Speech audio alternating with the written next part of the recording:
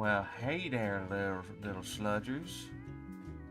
How we all doing today? We all sludging it up?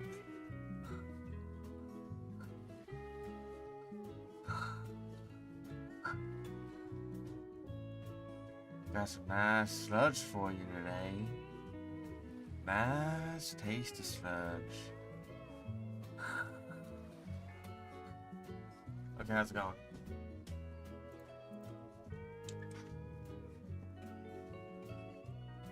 Yo, what's up, mother sludgers? The hateful. Shut. You got enough, Yowie, Luna, Yuna. I can't read. I don't know how to read. I mixed up Leo and Yuna because you're right next to each other in the chat. There is no Yowie here.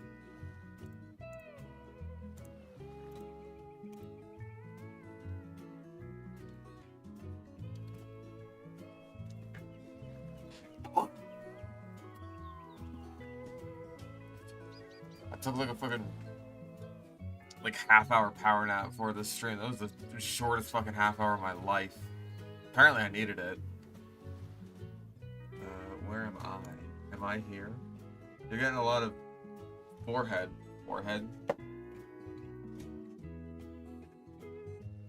That should be better. Hopefully you're not being blinded by the light of God. But now I'm here. Yay. Hello, everybody. I wasn't 100% sure if I should do a sludge stream, considering I haven't edited the last sludge. And, like, you know, I just did the stream yesterday.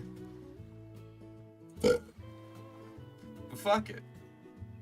I need more distractions. I need to waste 4 hours of my life, as I'm pretty much just waiting for the next 6 days to pass before I can get my goddamn lizard. You watching these? You're watching them for me. For me and the horrible sludge. The horrible AI generated goop.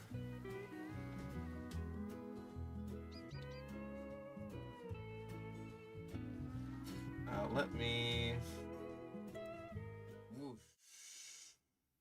That actually worked. Cool. Let me just make sure.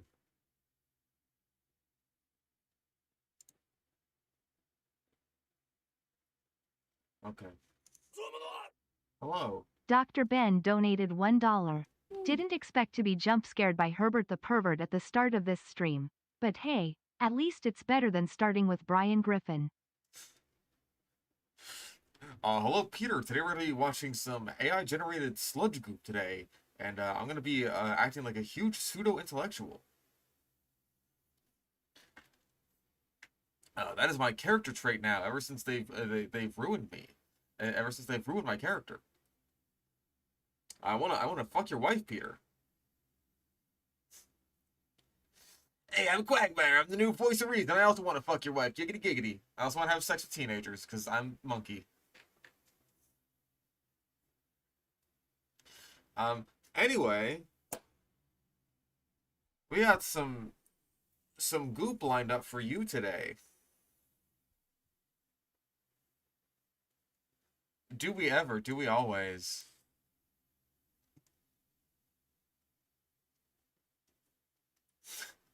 Whoa, sludge ahoy. Remember when Brian Griffin used to be funny? He used to, like, say funny things.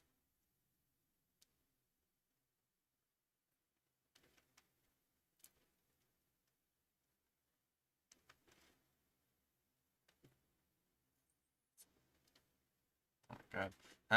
It says there's supposed to be 512 videos in this place, but there's only 496. How many of them have been expunged?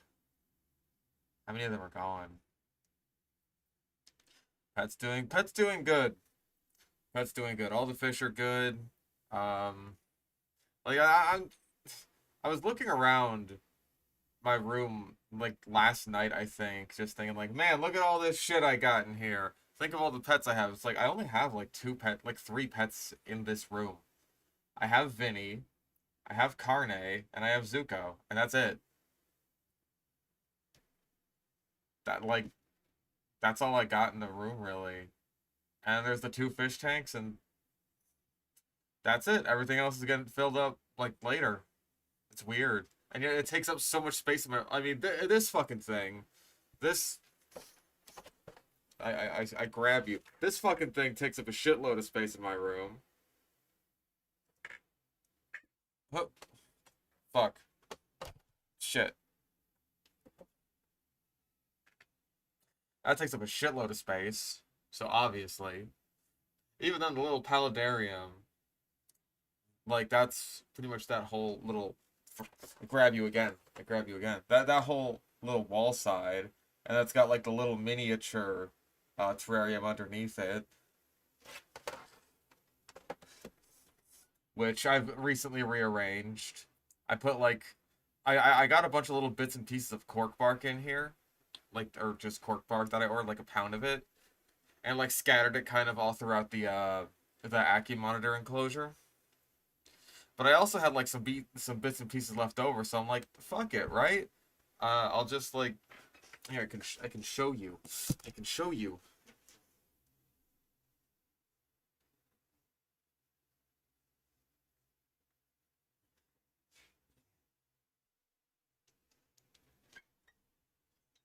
I say I can show you, and it's like the glare is horrific. Is there anything I could do about that?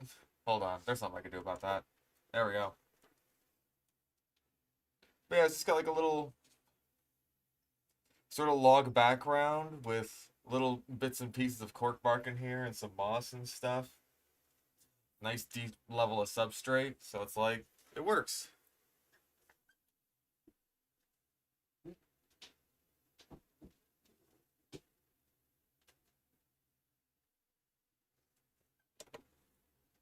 And I am thinking that once I get to the expo, I'll be looking around for like a decent arboreal tarantula, or maybe another tailless whip scorpion, something like that. And then that can go in there, and then I'll get the tree frog for the paludarium, and then I'll get the Acuimonitor, and then I'll be good to go. I mean, except for what I'll be doing over here with the dart frogs, because both of these are going out into the living room, and then I'll get a new table, put some dart frogs on there, because God, the mints are pretty. Anyways, that's still like 6 days away, and I really need to just like spend more time actually working.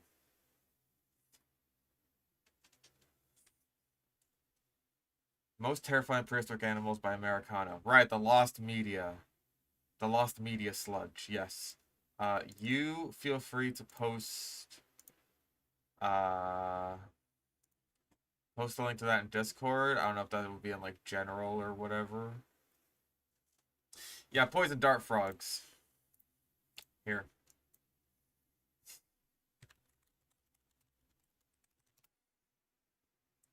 That's what I'm planning on. They're so pretty. They're so pretty. I love them. Oh yeah, I did also download the video, so I could do that. But they're so pretty. They're minty. You like grab it and take a bite out of it. It's just like, minty. Don't mind if I do. And then you die instantly. I mean, you wouldn't because they're captive bred. You might still get sick because like you're eating a frog. That can't be good for you.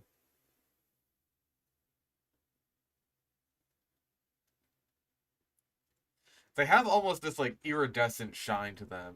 They're so pretty. They're prettier in person. And look at it, carrying the little tadpoles on its back. Isn't that the sweetest thing you've ever seen?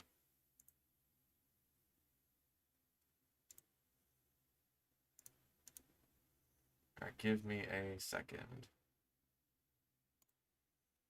Nope. Hold up. I accidentally did that in the wrong window. Let's do this.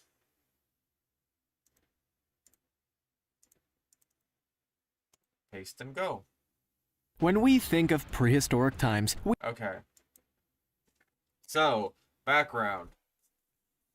The guy that made this video, Americano, we watched him before, he deleted all of his fucking, like, top 20 extinct animals lists, right? They're all gone. All of his top 10s and top 15s and top 20, they're all gone. He deleted all of them because I'm pretty sure he's like one of those fucking if I want to say he is one of those like police body cam slop channels now. So Rosie was thankfully able to archive this, meaning we are looking at lost media sludge. The Lost Sludge. It's the lost episode of SpongeBob. And he just goes and does a bunch of walk cycles. And then we're just over here like, that's it? That's the last episode? That was just a bunch of cheap walk cycles! But it's been found. So who knows what Americano tried to bury? Who knows? But we're about to find out. So, when we think of prehistoric times, we think of the dinosaurs. But there was a whole world of creatures exploring the planet. Okay, right, I need to get Bingo up. Pardon me for one moment. Cause we got some weird shit already. Hold on. Did that wrong. Individual. I'm pretty sure it's number 6. Yes. Okay. So, fuck me. Do I own a snake? I do not.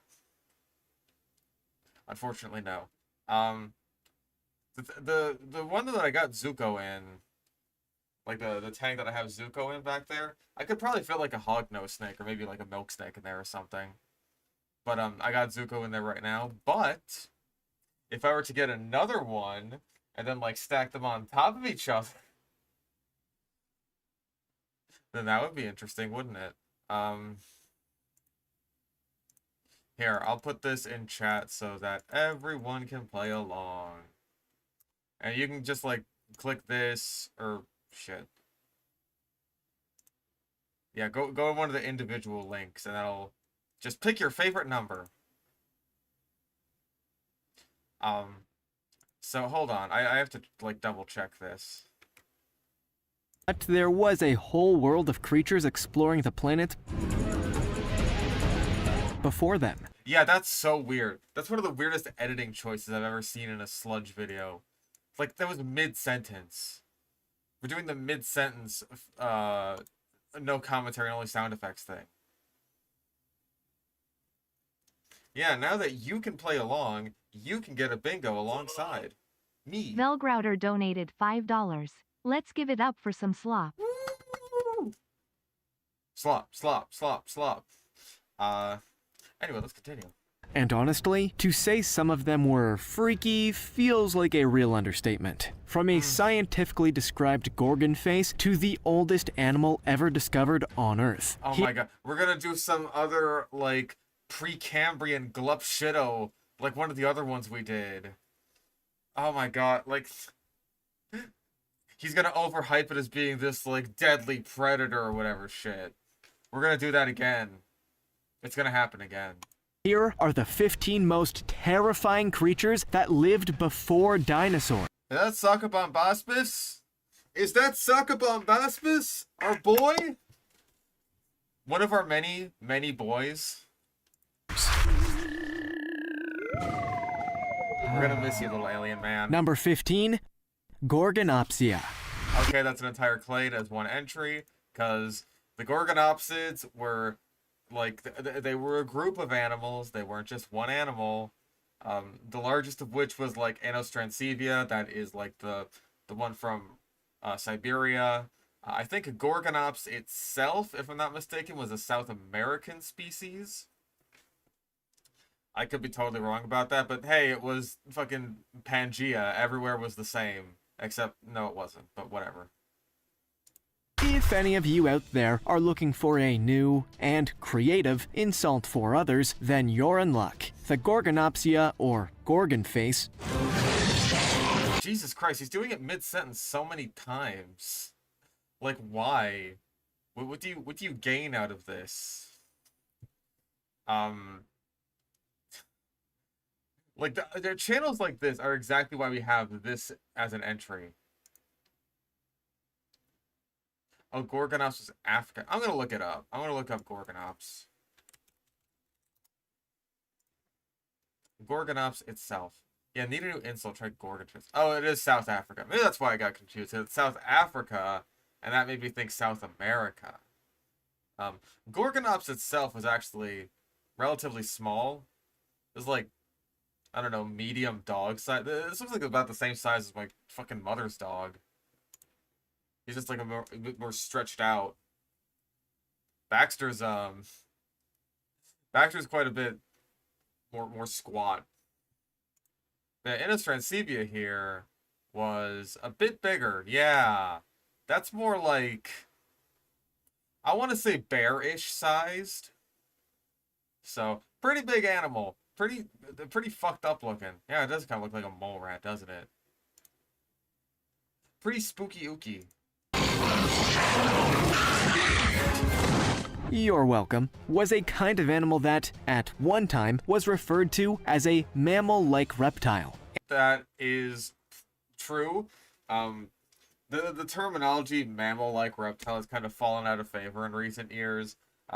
It's better to just refer to these things as, I want to say it's synapsids, but then that gets into the whole shit with like synapsids and diapsids and anapsids, something like that. Like, I don't know enough about that. I'm pretty sure it's a synapsid. So, don't fuck with me. I'm pretty sure it is anyway.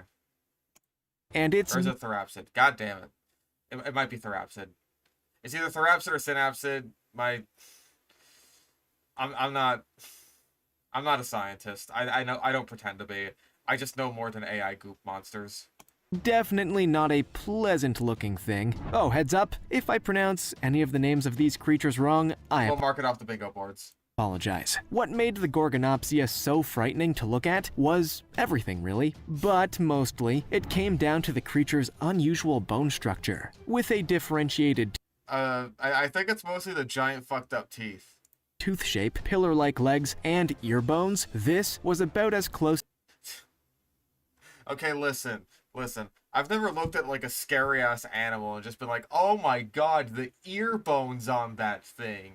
Ew. Like, hey, there's been gross ass ears that I've looked at. Like, have you ever seen an owl's ear hole before? That shit's nasty looking. Like, I don't care much for that, but like, I'm not more scared of owls because of like their grody looking ears. I'm scared of owls because they have like really strong grips and sharp talons and they don't like you. Owls do not like you. to a mammal as a reptile likely could ever get. I mean, okay.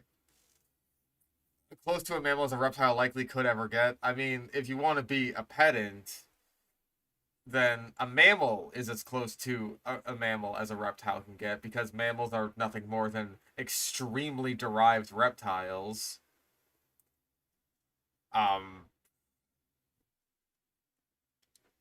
Like,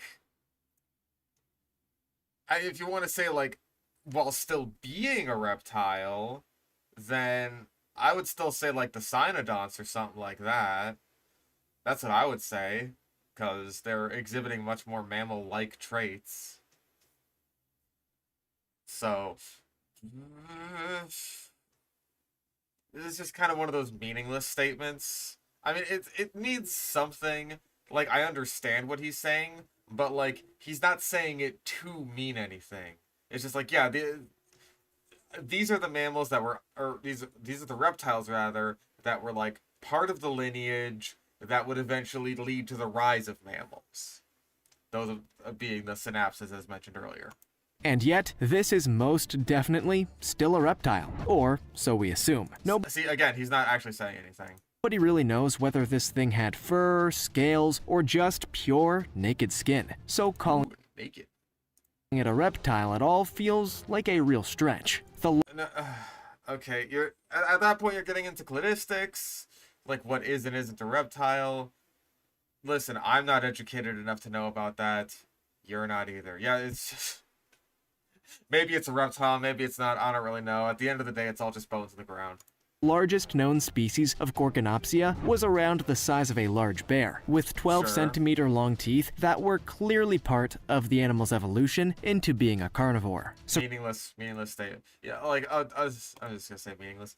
Yes, this thing had sharp teeth. That meant it was a carnivore. Good fucking job. Well done. An extremely mammalian fish. Well, if you want an extremely mammalian amphibian, look no further than Caecilians, because, like, they're about as mammally as you can get just based on the name Mammalia, because, like, they do feed their young with something that's kind of like milk. It's weird. They just sort of, like, gloop out this very nutrient-rich white substance, and it's like... And, like, the babies will feed on that. They also eat the mother's skin, which is horrifying.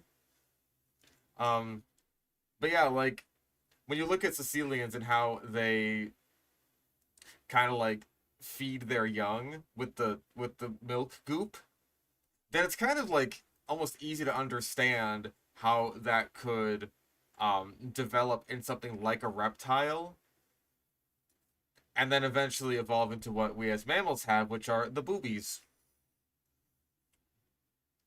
The boobies for which we are named after. Our entire clade, Mammalia. After the mammaries. Honk honk. Because, like, the most basal of mammals that exist today, the monotremes, they don't have nipples. They just kind of, like... They kind of, like, sweat out their milk, right? When they're feeding it to their babies. It's really grody, but that's just what you do when you don't have nipples, but you still need to, like, feed your young with your own fluids. It's gross, but you wouldn't be here today if it weren't for weird monotremes and primitive mammals doing the same thing. Anyway, that's enough about lactation. Let's continue. surprisingly, the Gorgonopsia is one of the least famous prehistoric creatures. No, it's not, by the way. You're showing it appearing in Primeval. It appeared in Walking with Monsters. Gorgonopsids are relatively well known as far as the Paleozoic is concerned. Not as well known as like Dimetrodon and stuff like that, but like well known enough. Calling this one of the least known prehistoric creatures is just wrong. With only dedicated experts and enthusiasts even having heard of the thing.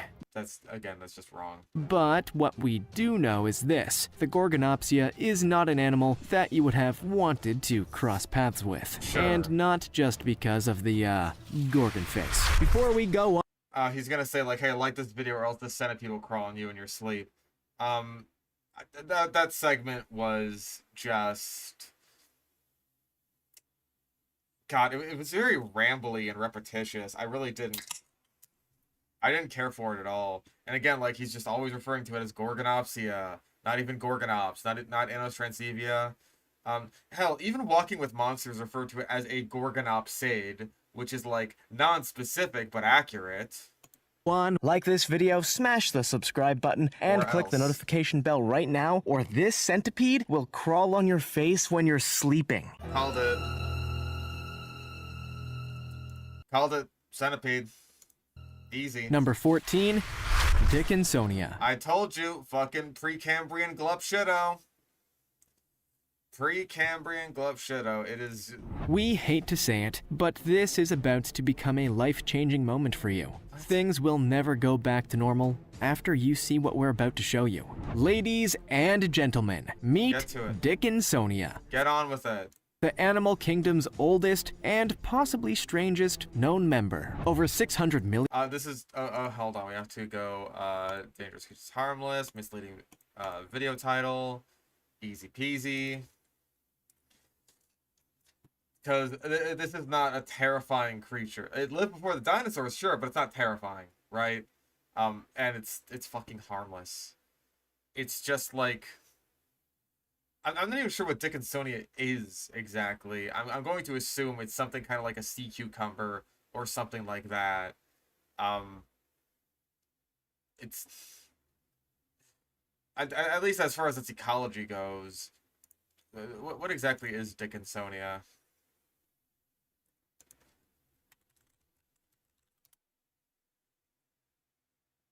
Ah, we don't know either. Okay, so even scientists don't know. A land-dwelling lichen, placozoan, or even a giant protist. Well, they're bilateral. So it is something. But one of those things that it is not is scary. Million years ago, the Dickinsonia was quietly developing far beneath the ocean surface. With no notable predators, the Dickinsonia was able to evolve without the need for protective skin or even skeletons, leaving Or even skeletons? Okay. This is Precambrian, yes? Yes, this is Precambrian. Skeletons of any kind hadn't evolved until, I want to say, the Cambrian explosion, with the existence of the first chordates, which would be like, you know, tiny fish about that big, like Helicoprions and their relatives. So I'm not entirely surprised at all that it doesn't have a skeleton. Even then, if it is some kind of arthropod, then it might have an exoskeleton. Like, I don't fucking know. Maybe it does. But who's to say what the hell this thing is? Beats me. It's kind of like a limpet. I bet it's like a limpet. Is that what you are? Maybe. them with an unusual, oval-like ribbed, squishy body that looks nothing like any other animal alive today. Maybe it kind of looks like a limpet. This animal is one of the earliest I think that's a trilobite. That counts. Unrelated animals used to be real. That's a fossil of a trilobite. That's not Dickinsonia.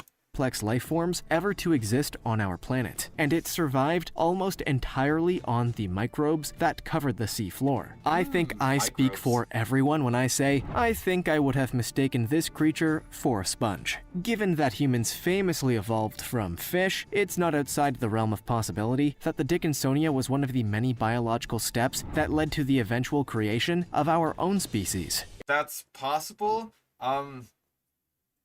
Because where fish are most likely thought to have evolved from are these little kinds of...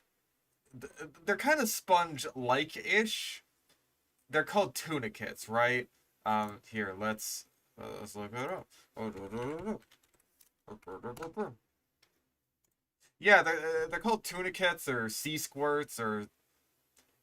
You can call them whatever you want. Basically, the larval stage of the tunicate is actually mobile, and they have a very simple backbone. And so, basically, the thought process is that, like, a larval stage of a sea squirt may have just, like, become paedomorphic, which is to say, like, it keeps its larval stage throughout its entire life. You can see the same thing today in things like axolotls or blind cave salamanders or olms or shit like that. This still happens today. So, like, it is very possible that the larval stage of sea squirts just ended up becoming the first fish, which would eventually end up becoming the first amphibians and reptiles and mammals, and then us. So, if Dickinsonia was one of the first stages into evolving into things like sea squirts, then it is possible that it may have evolved into tunicates and then may have evolved into, by extension, us. If we can't say anything about Dickinsonia definitively, then we don't know that, and it's baseless speculation.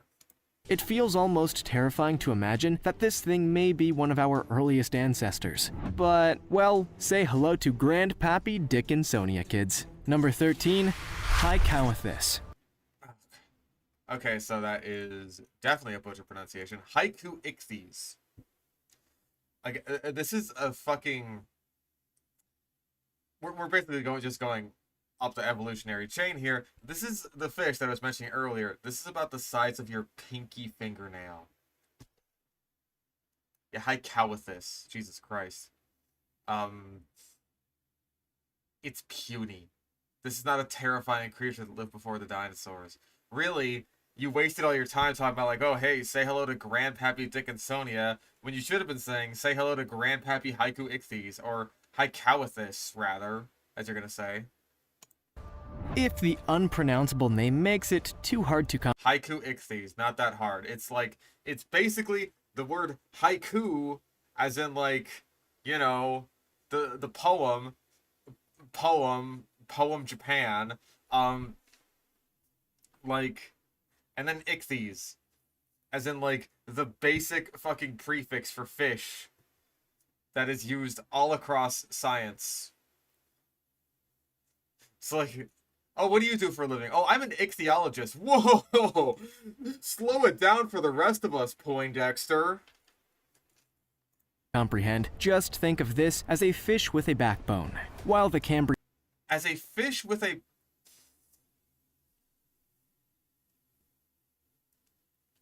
Oh, this is so exhausting. So...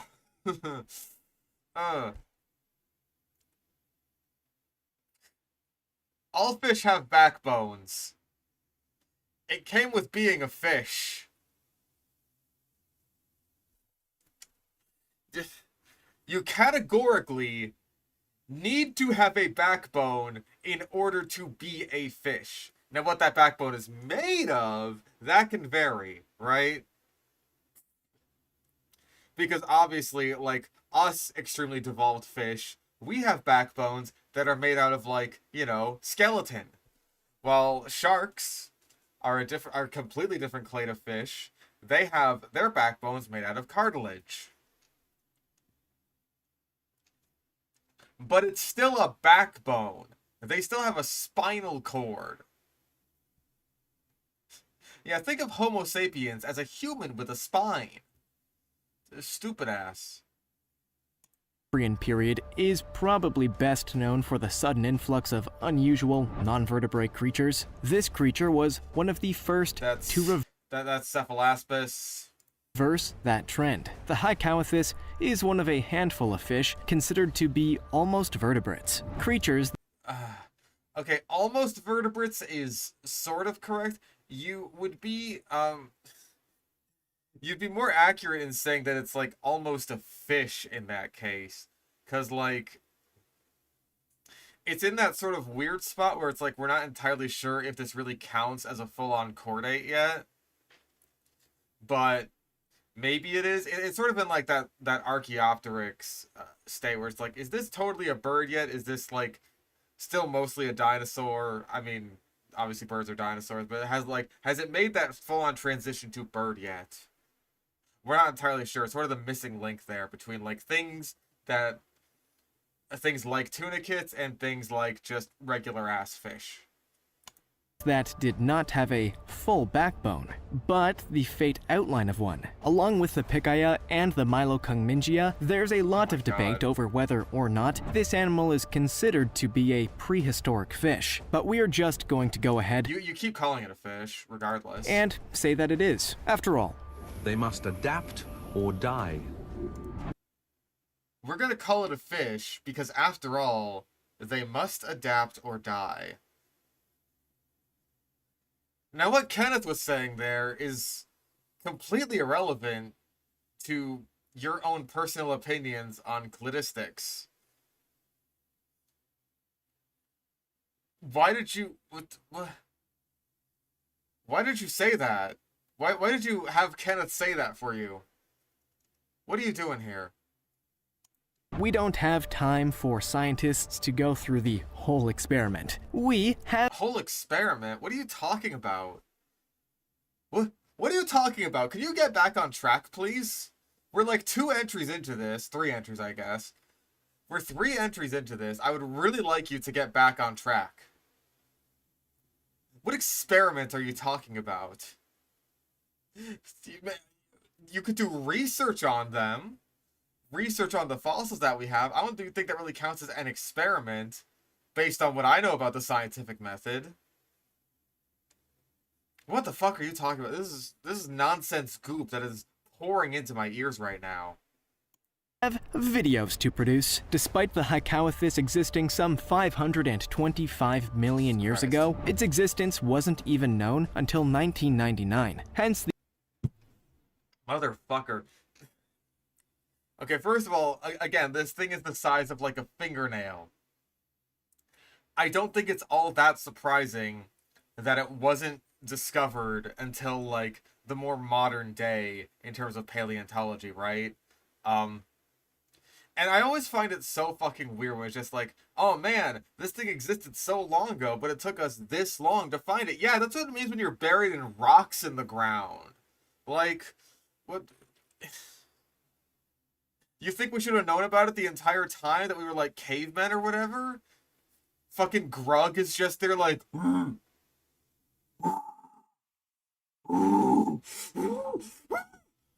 know? His mind is just blown because he's just like, Grug think this Helicoprion. Helicoprion, early ancestor to modern fish. Yeah, how come the dinosaurs didn't find out about Helicoprion? the ongoing debate about what exactly it is. There just isn't enough detail for it to be considered part of either group. The You've basically already said this. Helicoprion is one of the more unique fish-like creatures that existed before the dinosaurs. A fascinating, flat-shaped being that even now is incredibly confusing to people whose whole business is old animals. Number 12. He has so little to say about these things. Is that Astraspis? Is that? Astraspis. Nah, it's a close relative though.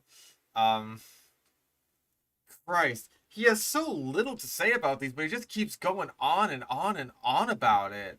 Like, I want to say it's... I know that one of the last videos we did, it was like 30 extinct creatures in like 15 minutes worth of video. And it's just like, oh, he's only gonna have like 30 seconds per creature. But now he's got like at least over a minute for each creature. But he's just like, he runs out of shit to talk about so quickly and just ends up repeating himself. And once again... Evolution is truly a friend to the... We just have another thing that's not even remotely terrifying. It's just like... This is the fish equivalent of like a handheld vacuum cleaner. Like, I'm pretty sure... Where's the one that I have? It's just this. No jaw. It just swims around and does this. That's it. That's the fish.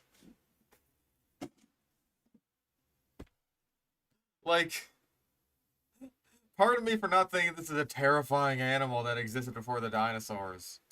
Those that are forced to endure the suffering of bullying. Take, What? for instance, the Hold on, what the fuck did you just call me? old animals. Number 12. Astraspis. Evolution is truly a friend to those that are forced to endure the suffering of bullying. Take, for instance, the Astraspis, which What? evolved from a helpless target into a much stronger and more resilient creature. Okay, so he's saying that this thing evolved directly into Dunkleosteus. Oh boy, oh boy, oh boy. Jesus fucking Christ. Okay, listen, I don't know enough about, like, placoderm evolution in order to say that definitively. But I know for a fact that you don't. I know for a fact that you don't either. So, like... yeah, Astraspis, as Rosie is saying, wasn't even a placoderm. So, like, I'm guessing this had evolved after placoderms had already... Oh, Astraspis. Late Ordovician. Okay, so I think that's still... That That might have been before placoderms. Again, like, you're going so far back, it's like the Dickinsonia thing. Like, you're pretty much definitively saying, oh yeah, you know, this thing that evolved before, you know, the definitive thing that absolutely evolved into Dunkleosteus even showed up. Like,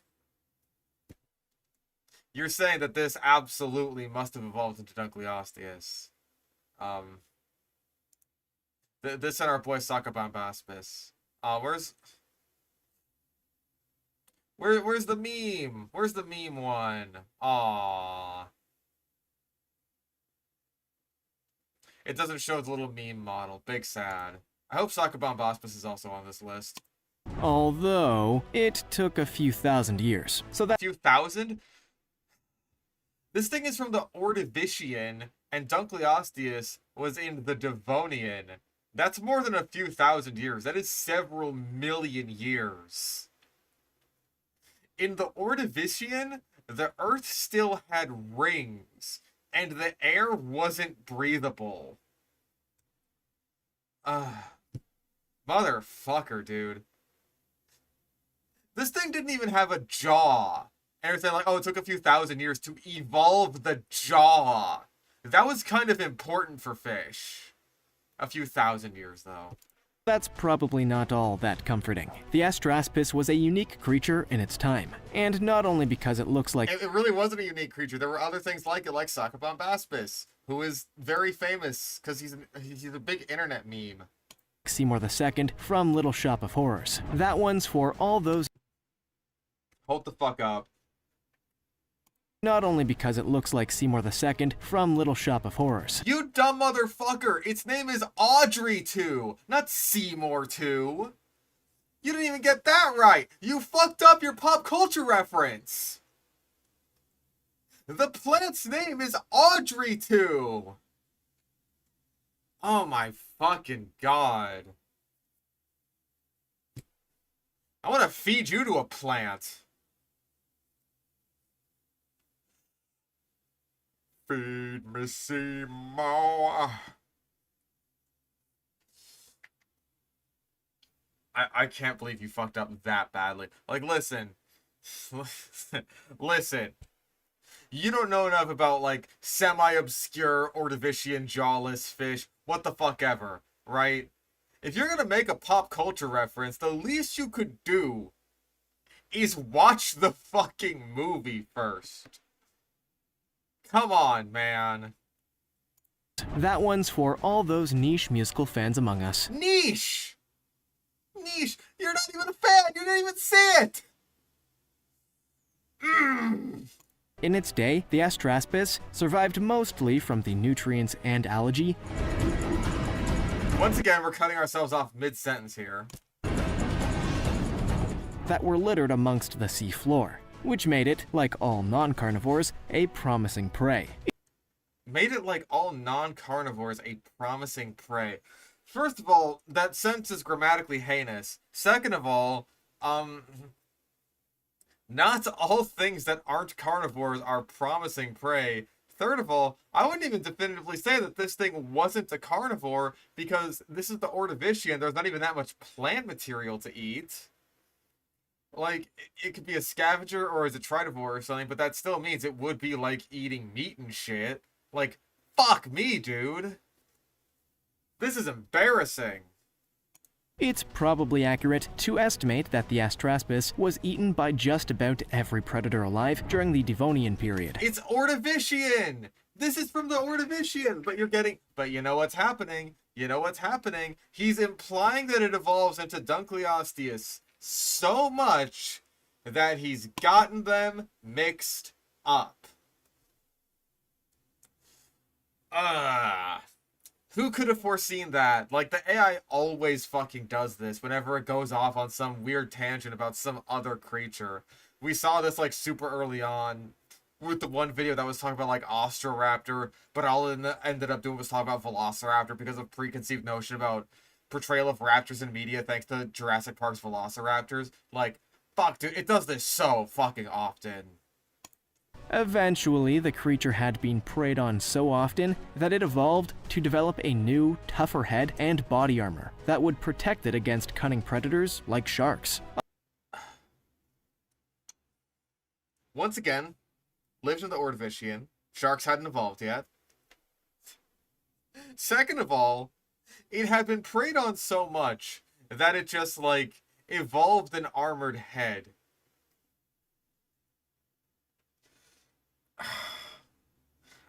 Something tells me that, like, I mean, like, I have to blame this on the AI, right? But enough people believe shit like this that I really have to believe that the American school system is doing such a poor job at teaching how evolution actually works and functions. Because it's not just like, oh no, I'm getting eaten too much, I guess I'll have to, like, you know, put some more points into my defense stat. That's not how it fucking works. It is random mutations. It is random mutations when individuals are born. And so sometimes those mutations are beneficial, sometimes they are detrimental. That happens over the course of thousands and then millions of years, and eventually these genes get passed on into the next generation, and all those guys are basically the same, and then so on and so on and so on, and they evolve new traits because the beneficial ones help them. Like, think about this in the context of humans, right?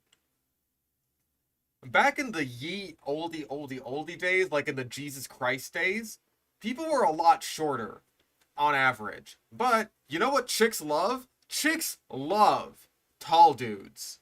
And that means that, like, they're gonna select a bunch of tall dudes over the course of, you know, thousands of years now. And on average, we've gotten a lot taller over the years. Hasn't helped me any, but, you know, humans on average, it's definitely helped. That's just, like, one example that we can, like, directly, definitively point to. You are probably as tall as you are now because your great-great-grandmammy liked them tall. It be how it be. Unfortunately, this new armor also made the 25-centimeter long Astraspis gain significant weight, up to a ton. Up to a ton? Again, he's getting mixed up with Dunkleosteus. Because, let me tell you, this thing was not... Okay, hold on, that's a wild size overestimate. This thing was not a ton. You're saying that this thing is like 8 inches long, and you're saying it's a ton? How dense is this thing? Is this a fish made out of fucking tungsten? Is this fish a black hole? What are you, Astraspis? Maybe this thing is terrifying. The densest creature that ever fucking lived, besides the AI YouTuber. Which didn't really help protect it against predators. Being as dense as a neutron star, I think helped it against predators. The Astraspis is one of evolution's miracle stories, a prey creature that was effectively transformed into something stronger. It also looks weird, so there's that. Number 11. Again, he just repeats himself over and over again, like, yep, this thing sure did evolve into Dunkleosteus. Pneumodesmus pneumani. Okay, I've never heard of this before. Is this just like a regular-ass millipede? For those of you that think we just invent names for animals, do you really think we would have thought up something as wild as the Pneumodesmus pneumani? Yeah?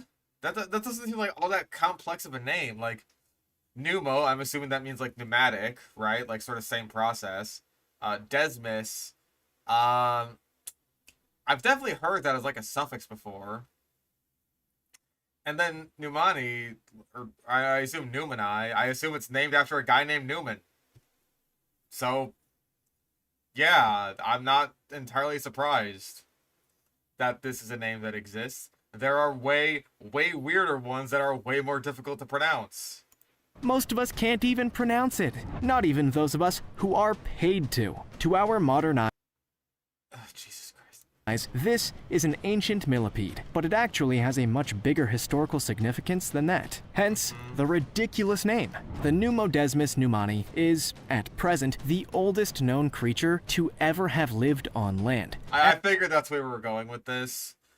Because, like, we've completely lost the plot at this point that, like, oh, this is terrifying creatures that lived before dinosaurs or whatever bullshit. We've completely lost the plot. We lost the plot after literally the first fucking entry.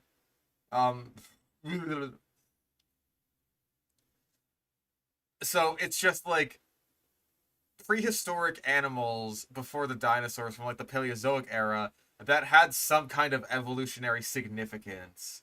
Which, like, isn't a bad thing for a list, I suppose.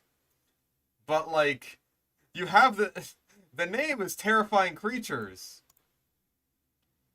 This is basically just a millipede. You know what I mean? As well as the very first myriapod. Those are tiny creatures. Myriapod. Also, you're blurring out the logo here. Like, why? I mean, I know why. Because, like... No, you know, fuck, I don't know why. I don't know why. Because, like, you just... Why not give people credit? You know what I mean? Yeah, but, like, the credit is down here. So now I'm just double confused. Why blur the logo if you credit them here anyway? That's just so fucking confusing. With lots of legs. The creature was discovered in 2000. Also, creatures with lots of legs.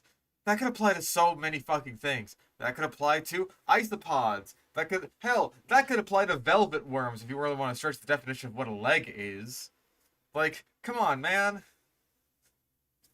You could be more specific than that. Or at the very least, just say like, oh yeah, they're millipedes and centipedes and stuff like that. You don't have to go into like the full cladistics or whatever, but just say like, oh yeah, it's millipedes and centipedes. Those guys. 2004, thanks to fossils located in Scotland, but its actual age is pretty hazy. While we know that it lived some 428 million years ago, studies have suggested that it actually lived much earlier, existing sometime in the early Devonian period. So, we may never know for sure. And, for those of us that aren't huge fans of millipedes or centipedes or pretty much any small creature with more than 4 legs, this is a pretty horrifying thing to look at. It's just a regular millipede. The Pneumodesmus pneumani predates the centipede by around 10 million years and predates land vertebrates by 50 million years, making this one old, multi-legged little sucker. Number 10, Nothosaurus. Okay, at least this is a predator and not basically just a really old, regular-ass millipede. I know that there's people who are scared of bugs and shit. I really can't understand being scared of millipedes at all. Like, at all. Like, they cannot hurt you. Also, yeah, this is, not before the dinosaurs. I mean, I think there were species of Nothosaurus that lived before the dinosaurs. I think they were kind of, like, all throughout the Triassic, if I'm not mistaken. But, like, he's probably talking about the biggest one, because obviously. There's, like, I want to say 12 fucking species of Nothosaurus or something. But yeah, at the very least, the title is definitively wrong now, because Nothosaurus was indeed contemporary with dinosaurs. It's common knowledge that reptiles like crocodiles and alligators are some of the last living descendants of dinosaurs on the Earth. But this No. Crocodiles and alligators are the closest living relatives to dinosaurs, because, you know, dinosaurs are still living today, they're just birds. But way, way back in prehistoric times, there were the basal archosaurs, and they split off into the dinosaurs, who would eventually become the birds, and they split off into crocodilians. Or rather, crocodilomorphs, who would eventually split off into a whole bunch of different shit.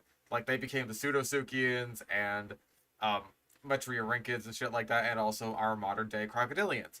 Crocodilians are not descendants of dinosaurs, they're just, like, a different branch on the same evolutionary tree. So, Oh yeah, also pterosaurs. I forgot about that. So it's dinosaurs, which would become birds, pterosaurs, and then crocodilomorphs. Unusual species is actually distinctly related to lizards and snakes. Okay, we don't know exactly what fuck, I can't think of the name right now. Why can I not think of the name? Sauropterygians, Jesus Christ. We don't know what the origins of Sauropterygians were exactly. I think modern consensus puts them kind of close to turtles, if I'm not mistaken. Yeah, I think you might just be getting it confused with Mosasaurus. Jesus fucking Christ. So, yeah, we don't know exactly where Sauropterygians came from, evolutionarily speaking. I'm pretty sure most modern studies put them closest to turtles. I think, at least. That's very subject to change because the Triassic was weird. And, like, shit was just popping up out of nowhere. You can't definitively say that Nothosaurus came from things like lizards and snakes, because first of all, snakes would not evolve for about, I don't know, 120, 130 million years. Like, snakes showed up in the fucking Cretaceous period, so it would have had to have evolved from lizards. Second of all, we can't definitively say that. Fuck, dude, this thing could have evolved from, like, what is it, Rhynchocephalians, like tuataras and shit? Like, you can't definitively say these things, but you're very intent on definitively saying things that are either provably wrong or things you can't possibly prove. Which means they too could be considered descendants of dinosaurs. No, they couldn't. Oh my god. There is so much wrong with what you just said there.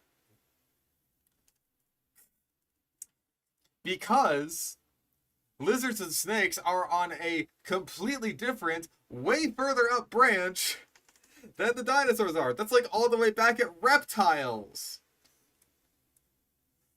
That's so completely different. You're saying that this thing evolved from lizards. Well, lizards are like way the fuck up here in terms of branching off from like base reptiles. So not what that means compared to like Archosaurs, who are way the fuck down here. Just, oh my god, you could not be more wrong about this. This is utter insanity. The Nothosaurus lived sometime in the Triassic period, around 200 and 250 million years ago, and is immediately recognizable by its 4-meter-long, slender body and long, extended features. I thought he was going to say it's 4-meter-long teeth. But we already have wild size overestimate with the tungsten fish, so we'll get there. Unlike many of the dinosaurs that would come later, this was a Not a dinosaur. species that felt very comfortable in the water and lived a lifestyle that was probably comparable to what we now see with seals. But what That is fair enough. There are fossil trackways that do suggest that Nothosaurus was very likely a semi-aquatic reptile, unlike its later Sauropterygian descendants, the plesiosaurs, which were fully aquatic and likely gave birth to live young. makes this creature particularly intimidating is its way of hunting. While it could just grab and eat fish or other marine mammals that it happened to Marine mammals? Okay, because you said it was like a seal. That means it is not only a descendant of the dinosaurs, despite apparently existing before them, and also being descended from lizards, and all that other shit, but it's also a mammal. Sure. come across, the Nothosaurus was particularly well known for its ability to dig up hidden creatures lurking beneath the seabed. Okay, so it ate food like a walrus or a beluga whale then. That doesn't strike me as particularly intimidating. I think of a walrus kind of snuffling around on the seafloor for like clams and stuff. God damn it, this guy's another clam. It's another clam that we have here. That's why he's scared of like Astraspis and shit. Because he's like, oh no, I am a poor defenseless clam. I don't want to get eaten by this little jawless filter feeder or whatever shit. Once those creatures were chomped up by the Nothosaurus, there was no escape. Yeah, because they're clams. How good are they at escaping? While this has not been confirmed by any experts, it's highly likely that the Nothosaurus is a distant relative or early ancestor of our modern lizards. There is a thing that you can definitively say that the Nothosaurus was an ancestor to. Okay, you're saying it evolved from lizards. Now you're saying it's an ancestor to lizards. It's an ancestor to plesiosaurs. For fuck's sake. Jesus Christ. What is wrong with you? Oh my god. This is so awful. He's saying so many things about the Nothosaurus cladistics, and they're all wrong. It's a Ceratopterygian. It is an early ancestor to plesiosaurs. Just say it's like the fucking Loch Ness Monster or something. I'd be happier if you said that. I mean, they haven't confirmed it, but we just said it with no evidence. So who are you going to believe? Number 9, Scutosaurus. No two creatures are alike. Some are more slender, some are bulkier, and some are just giant. I don't even think Scutosaurus is like all that big comparatively speaking. I want to say it's roughly in the ballpark of like Anostransevia in terms of like length or height or something. For a Permian animal, at least a land-based animal, I want to say this guy was pretty big, but like I don't think Scutosaurus is like enormous or anything. Let's find out though. Is there a size comparison here? Hold up. Anatomy. Among the largest reptiles in the Permian. Okay, so like nine-ish feet in length. That's not that big. Again, for the Permian on land, pretty big. But like overall, I want to say this thing's probably about as big as like some modern day crocodiles. Certainly in terms of like weight, that's about a ton. So really not that big. In the case of the Scutosaurus, it's probably one of the biggest prehistoric creatures we've ever had on our planet. Just No. 10 feet long and like a ton and change? No. I think it's getting confused because, like, you know, Wikipedia here is saying that, oh, they were among the largest reptiles during the Permian. And so it's like, aha, this must be one of the, and yeah, we got the biggest ever. That's a bingo. Actually, have we had any highly outdated? Mostly they're even outdated. They're just like wrong. Like they're based off of jack and shit.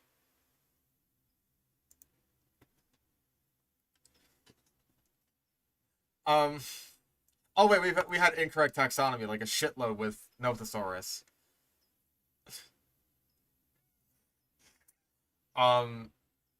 Mammal-like reptile thing.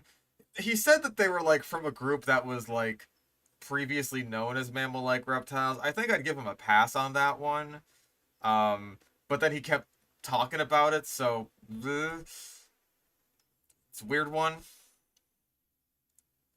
Yeah, a lot of these scary creatures have been harmless, so we've got that one fucking down. I'm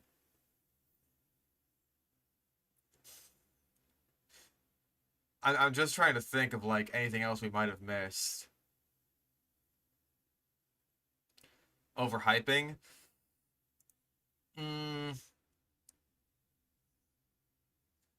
We might have that for this guy, just because like saying it evolved into Dunkleosteus. I think we have something for that.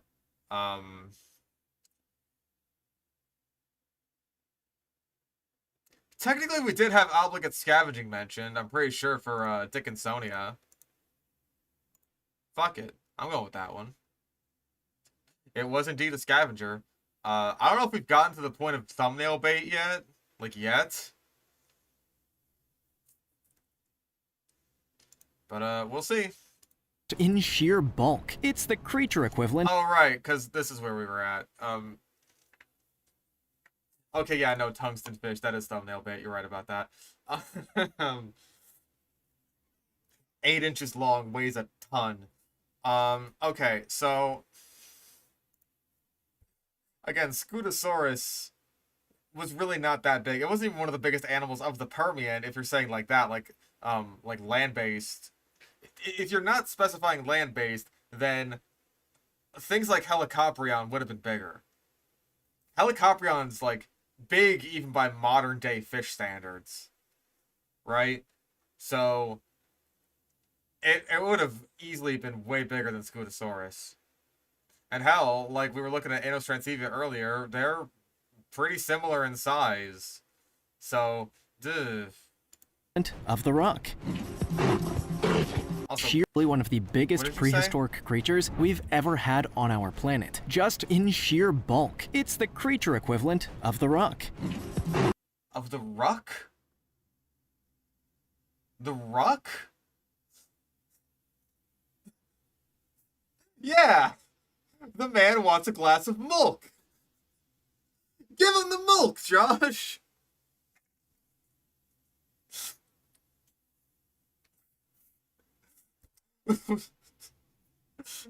Can you smell what the ruck is cooking?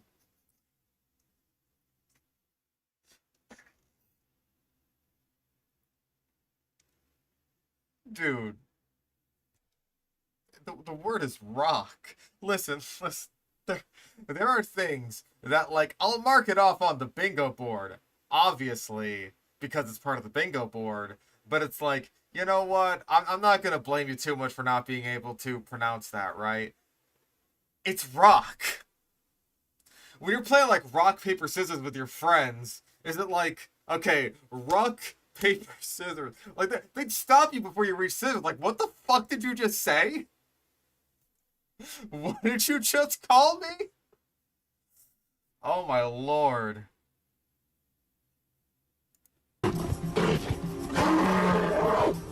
The Scutosaurus was discovered by experts in 1920s Russia, and was named accordingly, with its translated English name being shield lizard. That name is not unearned.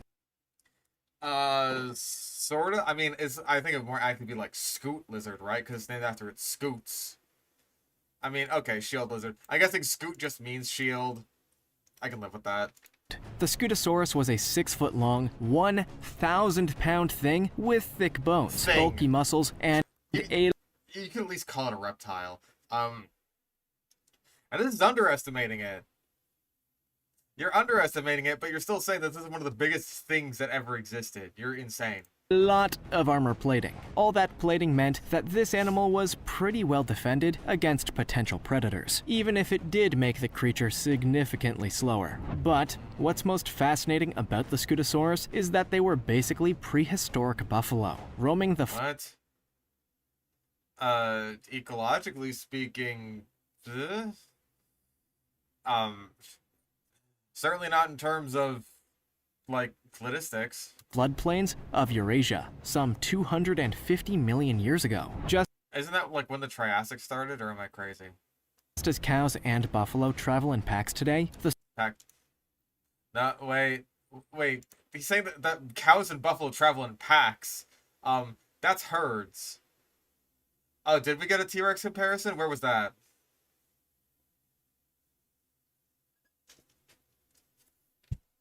Where was the T-Rex comparison? Like, is that just saying it was one of the biggest, like, this was one of the biggest prehistoric creatures ever, and that's technically comparing it to T-Rex?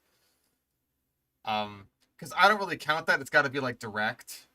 Like, a direct comparison, like, T-Rex needs to be mentioned. Just comparing it to, like, all of the dinosaurs or all of prehistory, I don't count that. It's got to be, like, T-Rex mentioned directly. I will, however, count pack hunting cows, because that's fucking funny.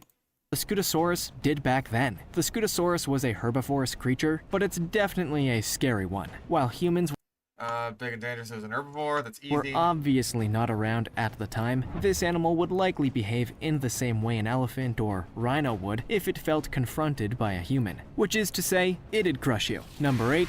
Dimetrodon angelensis.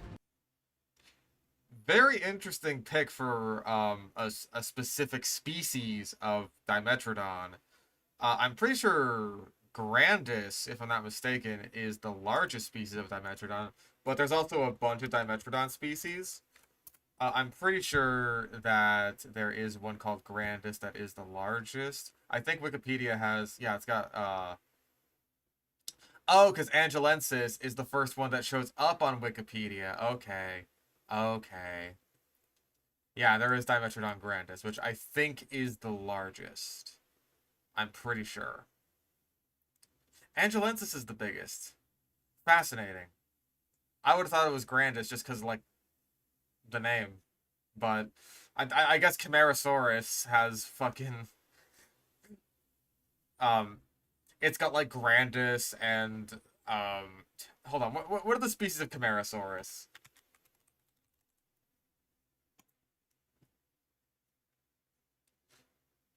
Yeah, Grandis and Supremus, and then it's just like Lentis and Lewisi. I'm not even sure what Lentis means. But, yeah. These names just get cooler and cooler. Dimetrodon angelensis is the largest known species of Dimetrodon at 4 meters long.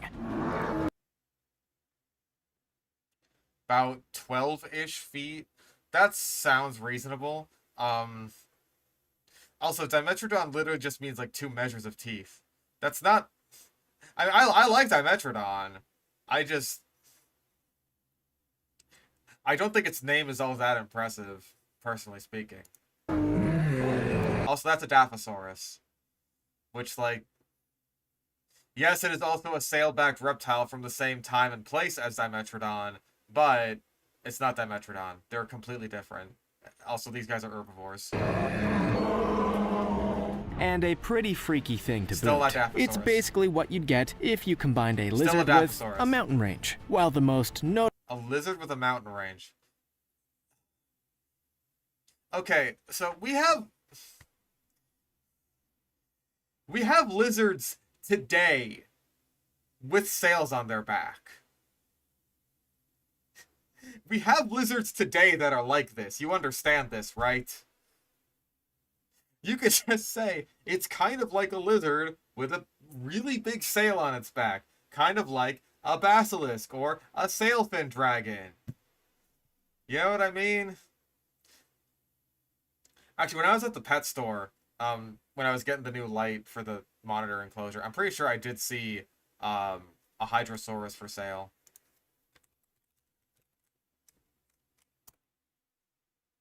Yeah, the sail fin lizard. Look at that. Big old sail on its butt.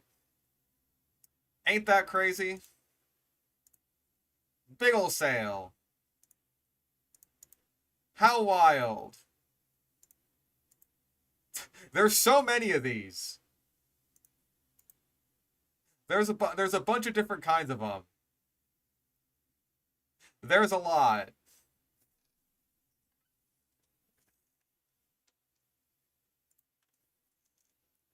And like, listen, saying they superficially resemble lizards is one thing. They're not lizards. They're once again synapsids. Much like Gorgonopsids. Got a little mixed up there. I simply got my wires crossed, Columbo. Please show footage of Dimetrodon and not just a Dilophosaurus, please. notable feature of the Dimetrodon is that fascinating snail on their back. Snail?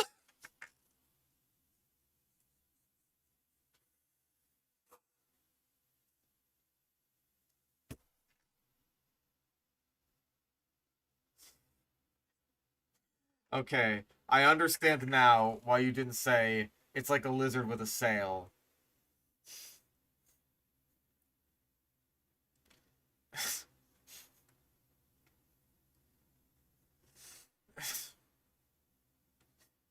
Take me to Snurch.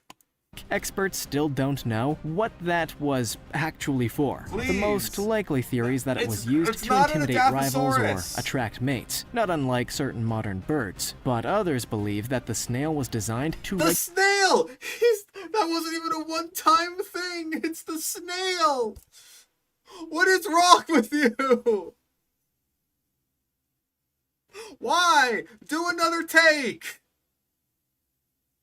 regulate the body temperature of the creature, which seems kind Oh of my God, it's awkward, all a but I guess Dilophosaurus. nobody had invented climate control 250 million or more years ago.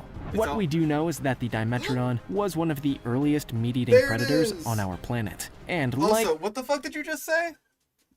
that the Dimetrodon was one of the earliest meat-eating predators on our planet. Oh my fucking god. First of all, meat-eating predators is redundant. Second of all, most things ate meat. You understand that evolving to eat meat is way easier than evolving to eat plants. Especially when, for a huge portion of Earth's history, there weren't any plants to eat. You can't even say this is one of the first, like, land-based predators, right? Because you had fucking... you had, like, you know, all the shit that's going around during the Carboniferous. All the big-ass amphibians there. Even some of the bugs, like Meganeura, would have been carnivorous. There were absolutely carnivorous reptiles back then. They wouldn't have been apex predators. You could say that this is, like... No, you can't even say this is one of the earliest apex predators. Because it wasn't. Not even on land. Fuck! And likely posed a significant threat to just about any creature it came across. Maybe it's just me, but there is something quite frightening about encountering a sinister-looking thing with a big old fan on its back. Oh, what about a big old snail on its back? How about that? At that point, I'd probably be jumping off whichever cliff was closest. Number 7, Jaekelopterus. Sure, at least it's a specific genus of Eurypterid and not just the entire clade of Eurypterids. Some of you out there are really not going to enjoy this entry. With that cryptic introduction out of the way, let's get into some... With that cryptic introduction and the earlier image of, you know, the giant fucking scorpion, this thing, yeah, kind of a freaking scorpion. unsettling large prehistoric creepy crawlies, shall we? This is the largest discovered monster arthropod, a 2.5 God, that should go on the fucking bingo board at this point. 2.5 meter extinct creature known as the Jaekelopterus. The Jaekelopterus existed 400 million years ago and is an ancient ancestor to our modern sea scorpion. Okay, there are no modern sea scorpions. It was a type of sea scorpion. Oh my fucking God. This is so awful. This is, oh my God. I say this every time. We're not even halfway through, and this is one of the worst videos we've ever seen. And even if you're trying to say, oh, this is an ancestor of modern day scorpions, no, it's not. It's not. That's not how it works. I'm tired. Now, okay, in the interest of complete fairness, there are modern day water scorpions. But this is the key thing here. They're not actually scorpions. They're a type of true bug. Something like this is what is commonly referred to as a water scorpion.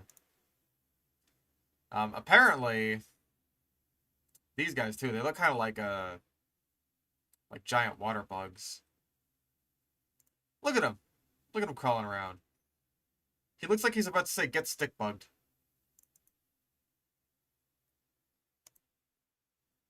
But yeah, these guys are, they're kind of freaky looking. So yeah, they're a type of insect, but like, they are called water scorpions just because, like, you know, they got the pinchy grabby hands, and they got kind of like the long siphon on their butt, which superficially resembles a stinger. So, they give off scorpion vibes, but it would be like really they're almost more like water mantises, even though they're not closely related to mantises either, aside from the fact that they're insects. Like they're a type of true bug. So really, they're water assassin bugs with raptorial forelimbs, but just call them water scorpions.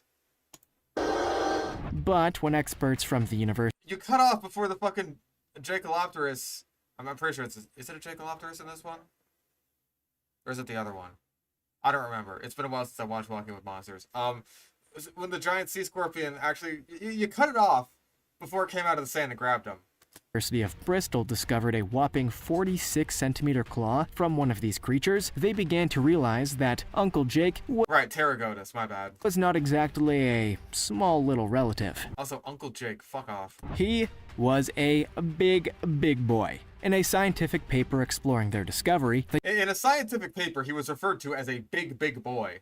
University of Bristol colleagues suggest that these giant scorpions were actually an incredible fearsome predator before the age of the dinosaurs. Man, why even bother saying pointless shit like that, you know? Scientists managed to conclude that this scorpion, all of which are predatory, was a predator before the age of the dinosaurs, considering the fact that we found this in fossil titles, or in fossil areas, fossil deposits, dated to before the age of the dinosaurs. Like, what a meaningless statement. Meaningless, pointless. And were especially gifted at hunting. While many predators have no patience and just dive on whatever they get, the What? Many predators have no Oh my fucking god. Oh my fucking god. Have you seen things hunt before? At all? Ever? I happen to own a spider. The spider is very patient. Spiders will sit there for fucking days, weeks, just waiting for shit to come there. Months sometimes. Many predators, even predators who need to eat frequently, like lions and shit, like big cats, they will patiently like stalk their prey and wait for the right moment to strike. If every predator was just like, I'm gonna sprint towards you as fast as I fucking can at top speeds at the slightest given opportunity, guess what? There wouldn't be many of those fucking predators because they'd all lose their catches. Holy shit! God, you're stupid. Jaekelopterus waited and waited and waited. The second a bit of prey moved before it, they'd tear it to shreds and eat the remaining pieces. And that's Uncle Wow, that sounds so unlike so many predators. Jake. Often we complain about the presence of animals we don't like. Spiders, snakes, or minor irritations like wasps or Hulk Hogan. But it's worth remembering that we live in a Well, that one aged poorly. Excuse you, buddy. Oh my goodness. That is not the first professional wrestler that has been disrespected in this video, and I doubt it'll be the last. What the hell, man? a very good time. Hulk Hogan isn't in the spotlight anymore. Number 6. Well, no, he's fucking dead, jackass. Thanks for the reminder. Oh. It's a sad day, brothers. Titanic Thieves. No, the Titanic Thieves I am surprised we're going for Titanic instead of Dunkleosteus. That is very surprising. Okay. Call me crazy. Was Titanic like totally different ecologically from Dunkleosteus? Like, didn't it have a completely different strategy that like wasn't being a massive macro predator, even though it was kind of big? Hold on, I have to look this up.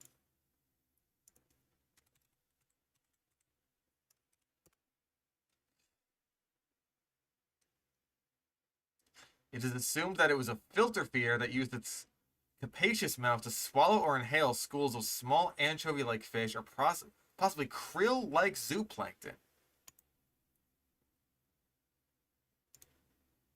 It's a filter feeder. Number 20, the basking shark. Why would, like, not that I don't appreciate, right, more obscure taxa being represented. Not that I don't appreciate that. But on a list of most terrifying creatures, why in the fucking world would you put on a filter feeder? I mean, hey, why the fuck would you put on just like a little sea disc at the bottom of the fucking, at the bottom of the ocean, or a fucking tadpole the size of a thumbnail? Unless, of course, he's a clam. Has absolutely nothing to do with the Titanic. Just thought I'd shut.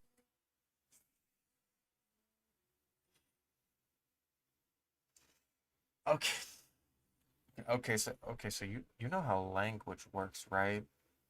You know how language works, how words mean things? Like, Titanic wasn't just like, we didn't come up with the word for Titanic as like a synonym for really fucking big when we made the ship, right? It was called Titanic because the ship was really fucking big. This is called Titanic. The Greek titans of myth were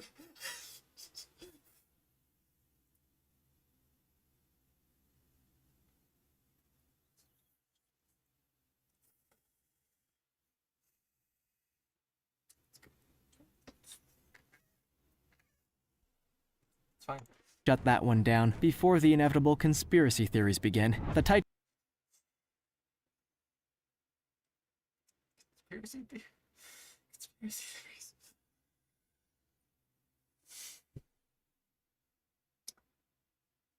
I'm fucking floored. I'm floored by this guy's attempts at humor.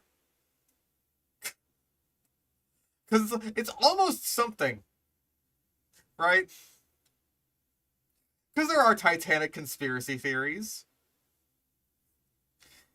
Let's say, like, oh god, what the fuck was the Titanic sister ship? Basically, like, there's a conspiracy theory that the Titanic and its sister ship were, like, they basically swapped places as, like, a tax write-off or something, and the Titanic was, like, intentionally scuttled or something like that. The Olympic, that's the one it was. Thank you very much. Kronos sank the Titanic to cash out his life insurance claim on Hulk Hogan. I think that's the first time that sentence has ever been uttered in humanity's history. Without the context of this video, you'd be fucking institutionalized for saying that. Jesus Christ. Titanic was a long marine creature from the late Devonian period. And it was long. Not joking about that one. You said that 3 times. Right underneath me, he's looking for little tidbits. Dunkleosteus. Also, that was a baby. The Titanic was an 8-meter-long creature that could mostly be found in shallow waters in Morocco, America, and, according to some, Europe. What made this animal so terrifying, you ask? Well, other than its slightly unnerving appearance, this animal is one of the most famous marine predators, a filter feeder. The Titanic. One of the most famous marine predators. A filter feeder. Got downsized like the dunk. I fully believe that. Yeah, like, I imagine if Dunkleosteus got downsized, and Titanic likely would have gotten the same treatment. Titanic was able to inhale whole schools of fish and chomp them down in one tasty, efficient, and very economical bite. Yeah, so could a basking shark. I'm not scared of basking sharks. Now, that's always scary, no matter what animal you're talking about.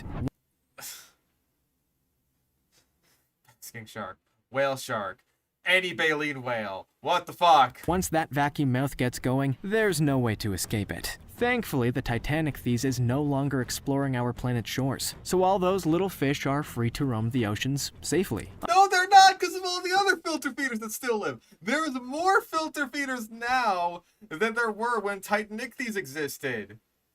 There's an entire clade of them. There's 2 entire clades of them. They're baleen whales and filter feeding sharks. They're not safe. Also, there's humans. Also, do you see how many fish we pull out of the ocean? Oh, but thank God all the little fish are safe now, though. Until another filter feeder comes along and just completely swoops them all to oblivion. Poor things. Still, at least it wasn't us, right? Number 5, Aegirocassis. Another filter feeder. This guy's a plankton. This guy is a plankton. I am downgrading him from fucking clam to plankton. It's always exciting when a new creature gets discovered some hundreds of millions of years after it actually existed. It's like going into a time machine or hearing Dr. Seuss spin some nonsense for the first time. Whatever. Only real, obviously. The Aegirocassis benmule, or Aegirocassis for short, is Just say Aegirocassis. I mean, like, say Aegirocassis because that's how it's pronounced. But, like, why even say the species epithet if you're just, like, gonna say, oh, the genus for short? Why bother? a very new discovery, only presented to the public for the first time in 2015. Mohammed Ben Mula was the first to the unusual fossils in Morocco. The first to the unusual? First to discover, I assume is what you meant to say. Jesus fucking Christ. And quickly discovered that they showed some kind of giant, extinct sea creature with gills along its back. Unusual. Okay, I'm pretty sure those aren't even its gills. I'm assuming that because this is Aegirocassis, those are more than likely the filters that it is using to filter feed. That's what I'm assuming this was. Because, like, I don't even know how well gills fossilize. Because, like, you know, most gills are internal. Or, like, well, some of them are internal. Some of them are, like, they're kind of just, like, covered by a little flap of skin. Or, like, multiple flaps of skin in the case of sharks. Like, external gills are honestly, a pretty fucking rare trait. You mostly see that in amphibians, if I'm not mistaken, like axolotls and really young tadpoles.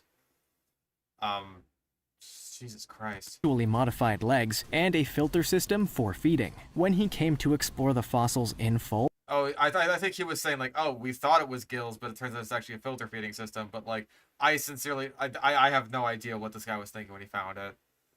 he found that this find was apparently one of the biggest arthropods that Arthropods, once again. ever lived, measuring a whopping 7 feet in length. But this weird animal has also helped fill in some blanks for scientists, who have long wondered about the unusual gaps in the evolution of arthropods. But What? I don't know what... I don't think this thing is really filling in a gap, because as far as I'm aware, Aegirocassis is a radiodont, and radiodonts just kind of died out. Like, I don't think they're really, like... I don't think this thing's existence really fills in any sort of gap. It's just kind of like, hey, radiodonts were here during, like, the Cambrian explosion. They were also here during the Ordovician when Aegirocassis was around.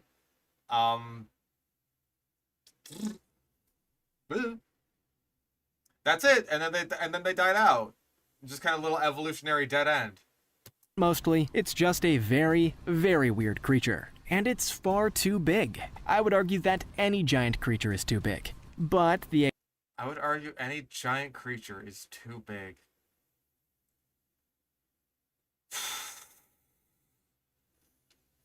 Man. Aegirocassis is definitely too big. While we don't know a whole lot about this mysterious animal, we know that Dr. Seuss definitely did not invent it. It's You're trying to, like, come back around on a thing you said earlier, but the thing you said earlier didn't make any sense to begin with. So, the callback is not appreciated. not funny enough to be one of his. Number 4, You're not funny enough. Cynognathus. As humans, we have a Cynognathus. Is this a cynodont? This is another genus I'm not aware of. lot of weird genetic relatives and ancestors, but I dare say Okay, it's a cynodont. that the Cynognathus is one of the strangest. Technically speaking, this is not an animal that is directly related to humans, but mammals as a whole. This is really one of the first. Okay, if you're saying it's not related to humans, but mammals as a whole, then you're kind of saying it's related to humans. Like, if you're saying that this is basically like a stem mammal, or like what would have eventually branched off into mammals, then yes, you are saying that, like, this would have been directly related to humans. Also, yeah, this is the skull of a Scutosaurus, so what the hell are you doing? First, the Cynognathus were in existence some 250 million years ago, and essentially functioned as some of the earliest mammals in the history of the world. I don't think these were full-on mammals yet, and if they were full-on mammals, then they would have been contemporary with dinosaurs. Native to South Africa and South America, these creatures were about the size of modern wolves and lived pretty much the same lifestyle as a modern wolf, which is to say, they were very active in their hunt for food. They were not herbivorous creatures by any sense of the word. But despite their predatory nature, the Cynognathus is a relatively small creature, which arguably makes it even better at hunting. Oh, Christ. That's not what that means. Size has absolutely nothing to do with hunting capabilities. At all. At all. Something that is, like, small is not definitively a better hunter than something that's big, nor the other way around. That sounds like something Jack Horner would say when he's trying to, like, gas up dromaeosaurs over tyrannosaurs. Thanks to its short tail and tucked limbs, the Cynognathus was capable of rapid and efficient movements that meant very few prey got away. As one of the first mammals to exist on Earth, much of the animal kingdom as we know it came from the Cynognathus. Aren't those like Eriops? Those are amphibians. Also, is he saying most life on Earth? First mammals to exist on Earth, much of the animal kingdom as we know it came from the Cynognathus. Much of the animal kingdom as we know it. No. No. Mammals are a comparatively small blip on the giant diagram that is mostly beetles, to be quite frank. A lot of it's beetles. Which is really incredible as a fact all of its own. But to think such an accomplished creature is related to me as I sit on my couch eating ice cream, I'm kind of ashamed and hungry. Number 3, Arthropleura. Sure, Okay, so we had like the regular ass tiny millipede, and now we have big boy millipede. its real name is Arthropleura, but we'll just call him Arthur. Although Big Jake, Arthur. Everyone's gotta have a cool little nickname. we should say that this isn't one of your cuddlier prehistoric animals. Actually, I imagine most people would be more on the side of kill it with fire than cuddle it. But we'll see how we go on this one. The Again, I really don't understand people being scared of millipedes. Arthropleura is the most giant land-dwelling insect of all time. Not an insect, it's a myriapod. Which, for most of us, is such a nightmare that there's a whole subgenre of horror movies about it. Them, Arachnophobia, Tarantula, B-movie, and Deadly Mantis. Okay, B-movie is almost funny. That was almost a funny, like... You might have gotten me there if the rest of this video wasn't so ass.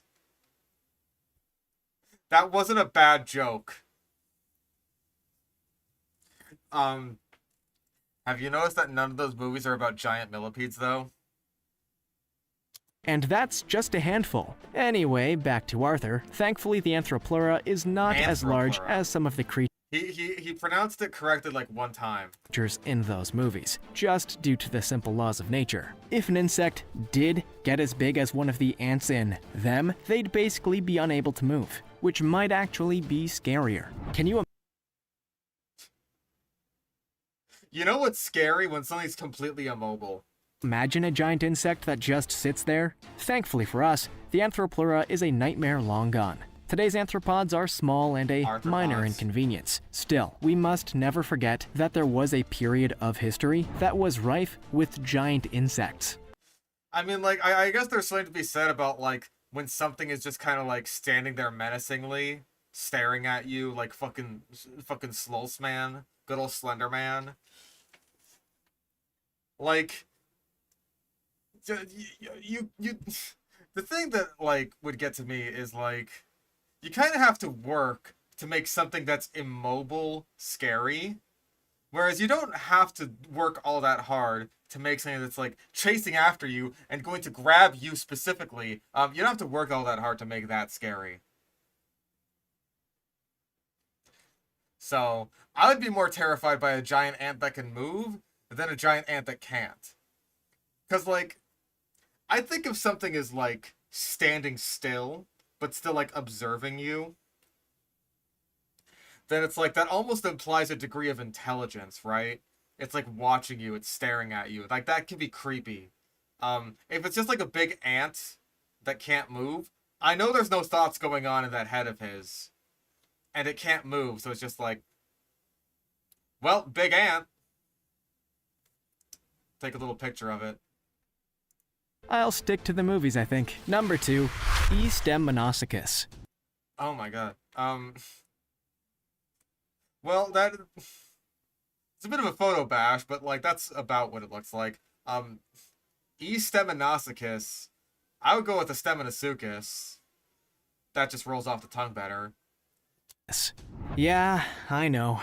Look, whenever these creatures are discovered, people just kind of pick letters out of a hat and keep going until the name just abruptly comes to an end. It's I'm pretty sure this means, like, is it the crowned crocodile or something like that? What is Estemmenosuchus? Yeah, the crowned crocodile. That is a very fitting name. And not all that difficult to pronounce when you're, like... It's like you're trying too hard to pronounce it. Also, yeah, what is this? It's not a What are these system I records? approve of, but I accept it. Anyway, the Estemmenosuchus... Boy, this is going to be a tough one Yes, it is. to try and get through. The Estemmenosuchus, Estemmenosuchus. It's not that difficult. or crowned crocodile if you are looking to translate the original gibberish into English,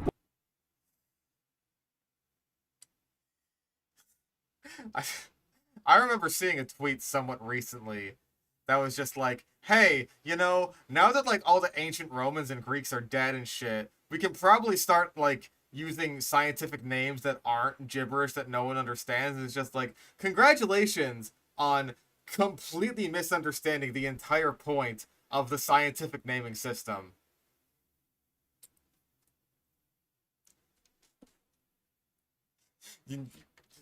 We're just not allowed to refer to animals by their scientific names anymore. I go to the zoo and it's just like, oh wow, look at the hippopotamus, and then the etymology police come with me. They just fucking slap me in handcuffs. It's just like, you're going away for a long time, motherfucker. That's the river horse now. And they drag me away kicking and screaming, no! No, goddamn you, I wanted to see the okapi! That's animal with long neck, you son of a bitch! And they beat me with their nightsticks.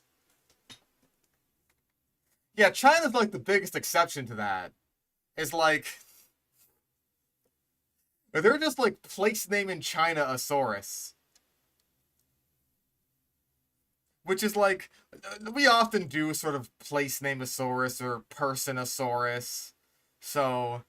We're not totally guilt-free in that regard. But... Even when you, like, go away from the asaurus thing... Then it's like Yi Chi is one of the obvious ones there, where it's just like, like, come on, man. Now you need to know your native language and also Latin and Ancient Greek and also Chinese. The point of the scientific naming system is to put everyone, no matter the language you speak, on the same page, basically, by using dead languages that aren't going to change over time. That's the point of the scientific naming system. That's why we use Ancient Greek and Latin. That's why. was a scary-looking animal that existed over 255 million years ago. Herbivore, by the way. This creature looked like a slightly wilder version of a hippopotamus. It looked like a hippopotamus except for all the shit on its face. Also, that's river horse, you motherfucker. You're going to jail now.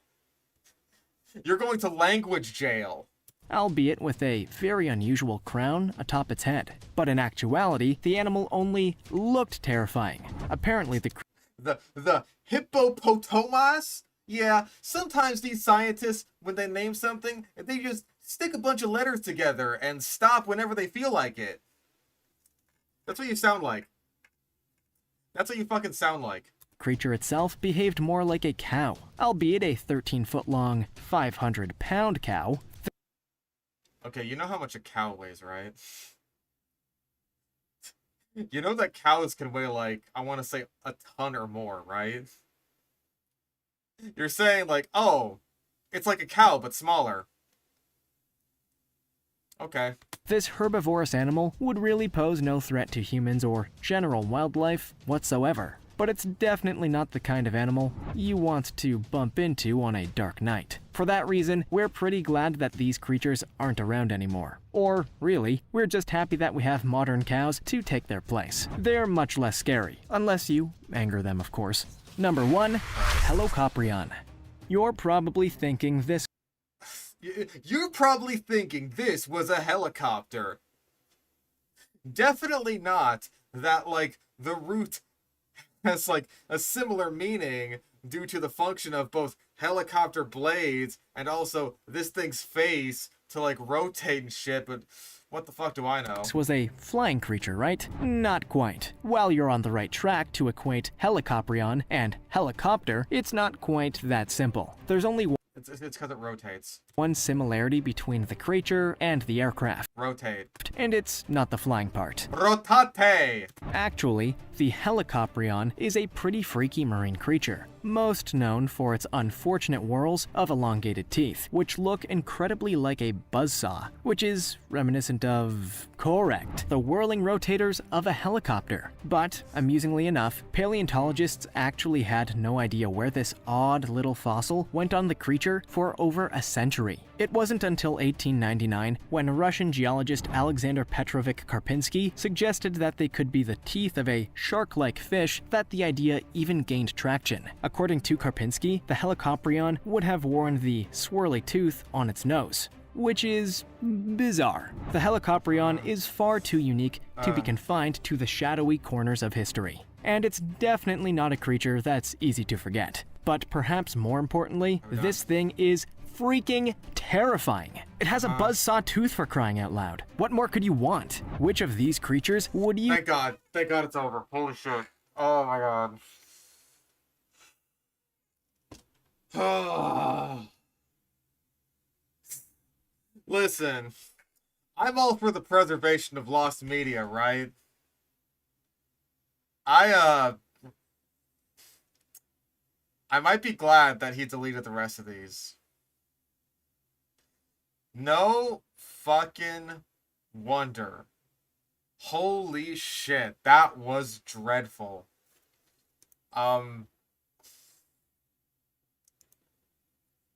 Dear God. What a nightmare this all was.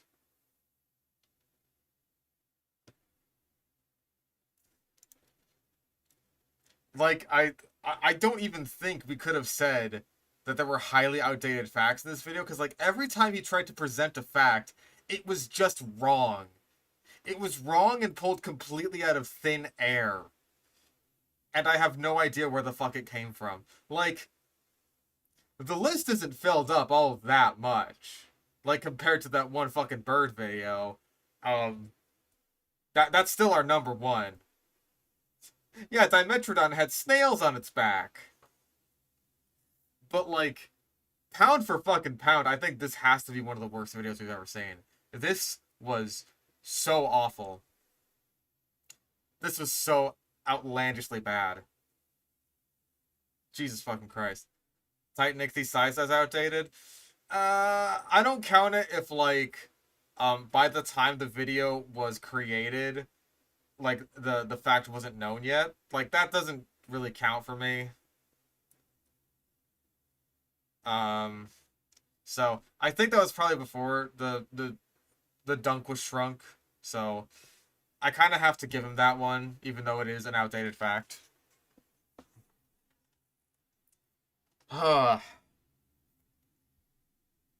Jesus Christ. That was truly awful. There weren't even that many terrifying creatures. Like, Helicoprion will give you... Uh...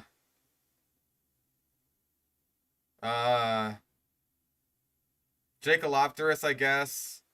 Dimetrodon would be kind of scary. I wouldn't exactly get into the water with a Nothosaurus. And then it's like... Gorgonopsids. Dear God. What a fucking disaster. Oh god, yeah, the exact cause of this creature's death is unknown, but it could be due to a variety of factors. Oh my god.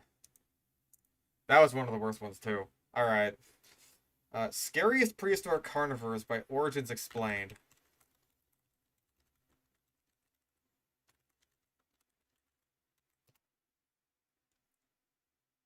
Oh boy. Okay, well we have an AI generated thumbnail for one. Oh, also, D-Boom, you just mentioned Bass Fishing Productions. First of all, I don't think he's uploaded anything within like the past few days that I've checked. Yeah, like not in 2 weeks-ish. Yeah, not like 2 weeks. However, we may have new target practice. Because if you look up abandoned pet store, no. This guy, Mr. Exotic. My goodness. And there's more. There's more of these kinds of things. I did end up watching this one. It's bad. It's bad. He's only started semi-recently, too. Look, he just uploaded this one yesterday. And it's like buying animals off the dark web, buying a zebra to keep as a pet. He's just gone all in on this. This is almost the exact same as a Bass Fishing Productions thumbnail. Like, down to the animals used. It's like a monitor lizard and a raccoon and stuff. And I'm pretty sure... Well, maybe we can get to that later. But I'm pretty sure that he's got like a lynx or a bobcat here in this thumbnail, right? He finds a lynx or bobcat at the end of this video. So... He may be taking from Bass Fishing Productions school of using the same animals in different contexts across different videos. So, yeah. We'll get to that guy later, but for now, let's see what scary prehistoric carnivores we have to look at from Origins Explained after this fucking motorcycle is done driving by. Okay, we're good? I think we're good. Hi everyone, it's Katrina. Hi, Katrina. Number 10. Wow, that was fast. Kronosaurus. The Kronosaurus. Okay, this is just prehistoric carnivores, not like carnivorous dinosaurs. So, that's fine. This totally has a place on the list. I'm not against this at all. Yeah, no intro or anything, just like, boom, straight into it. I almost appreciate that in a way. It's like, hey, you know why you're here. Boom. Apparently, all we need to know is that her name is Katrina, which is fine. She has a name. Was a prehistoric pliosaur that lived in Australia during the Mesozoic era. It was a ferocious I mean, yeah, like it did live in the Mesozoic. I would appreciate if you clarified that, like, yeah, this is from like the early Cretaceous. But still, not bad. There's like a little animation here. Carnivore that used 2 pairs of limbs to essentially fly underwater. It was vicious and hunted large fish and other prey, tearing apart squid like flimsy paper bags. It also would have hunted everything from ammonites to its own competitors, such as monstrous reptiles like elasmosaurids and ichthyosaurs. The Kronosaurus, like... Okay, this isn't so bad so far. It seems to be like, I'm not sure how many ichthyosaurs Kronosaurus was really contemporary with. From what I understand, there have been stomach content studies done on pliosaurs like Livyatan, or maybe one of its close relatives or something like that. But stomach contents were studied from pliosaurs that indicate that they did actually hunt a lot of squid, from what I understand. So, like, yeah, like, specifying that this thing was eating squid is actually not that far off. Likely wasn't scared of much. It could grow to an estimated 30 feet long, with a skull that measured at least 7 or 8 feet. Its head was so big, it could have kept a human person in its mouth as it swam through the ocean, looking A little bit of vor imagery there, but sure. for other prey to eat. Its teeth were particularly cruel and were sort of shaped like traffic cones. That way, they were able to Particularly cruel and sort of shaped like traffic cones. Cruel is weird. I don't know why. Okay, now we're getting into some weird shit. It's like chasing around a fucking Eurypterid and a Dunkleosteus. Conical teeth. We've been through this before. It's just kind of a normal thing for marine predators. Conical teeth just makes it easier to grasp onto slippery prey, which, like, hey, if you are eating things like squids, is incredibly useful. But, like, saying that the teeth are cruel is just kind of weird. It makes it sound like they're overkilling, which is not exactly the case. crush through hard shells and pierce the leather skin of giant reptiles. This marine carnivore Like, the hard shells and leather skin of reptiles like the Eurypterid and the Dunkleosteus. Okay. Let's continue. wouldn't have had a difficult time feasting on anything it came across. These animals preferred to live in the waters near their homeland. Most Kronosaurus That's a meaningless... Okay, we got a meaningless statement. They prefer to live in the waters near their homeland. Like, yeah, they prefer to live where they are.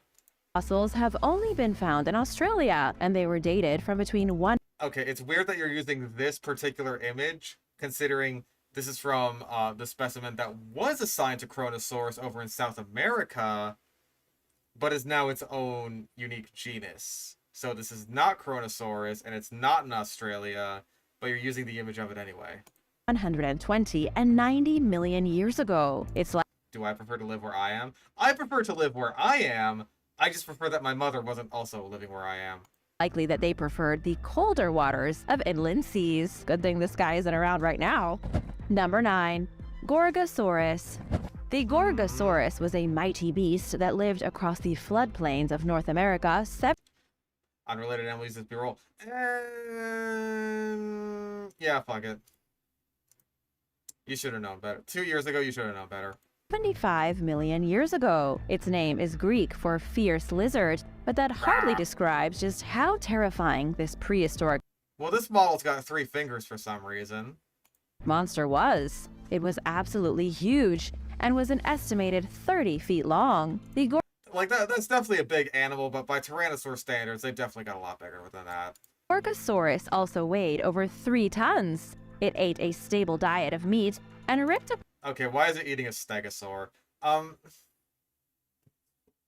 feel like the facts of this video aren't that bad. It's more just like the animations, they got lots of little quirks in them, and I'm not sure if I'm supposed to take those as like fact, right? Like the fact that this Gorgosaurus has 3 fingers and it's eating from a stegosaur carcass. Or that like Kronosaurus was eating a Eurypterid and a Dunkleosteus. its victims with its sharp teeth. But when it came to a fistfight, the Gorgosaurus could hardly protect itself. That was because it had What? extremely stunted arms like the Tyrannosaurus Rex. Tyrannosaurus Rex comparison. I mean, it's a Tyrannosaur, so easy comparison to make, but like, yeah. Check it off. 3 tons feels light. Gorgosaurus was an Albertosaurine Tyrannosaur, so it would have actually been fairly lightly built compared to other more robust Tyrannosaurs like Tyrannosaurus itself or Daspletosaurus, which it was contemporary with. So 3 tons may actually be about in the ballpark. I'm not an expert on dinosaur weight. Like, usually when I hear weight estimates, unless it's really egregious, then that just kind of goes in one ear and out the other. Are the hands backwards? Okay, the hands might be backwards, but I don't think the arms are, and that's what's confusing me. The Gorgosaurus wasn't as big as other tyrannosaurs, but if you were an herbivore living in the late Cretaceous period, it was one of your worst nightmares. What made it so terrifying was that there were a lot of them. Paleontologists in Canada have found an unusually large number of Gorgosaurus specimens. They have found so many that the Gorgosaurus is one of the best represented species of tyrannosaur in our fossil records. Considering what we know about prehistoric hunting patterns, with the T-Rex and other tyrannosaurs potentially hunting in packs, this would have been pack hunting mentioned. Bad news for prehistoric herbivores. They wouldn't have been. There is some evidence to suggest that, I want to say Albertosaurus in particular may have been a pack hunter, because there are fossil deposits that do have, like, groups of Albertosaurus that, like, pretty much all died in the same place at the same time in what seems to have been a flooding event. So it's very possible that these animals were, like, traveling together when this flood took place. Because, like, if they had all been, like, scavenging off of the remains of the flood, then they wouldn't have died there. So the fact that they were, like, all together makes it seem like they were traveling as a group, which is very interesting for tyrannosaurs.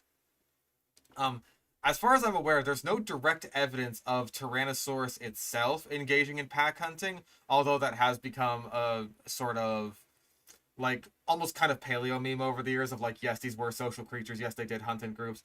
There's no direct evidence of that so far that we know of, but it's like, it's not completely outside of the realm of possibility, especially considering the fact that, like, there's the evidence of, like, Tyrannosaur facial biting, which does indicate that these creatures were, they were social to a degree where they had, like, ritualistic behaviors.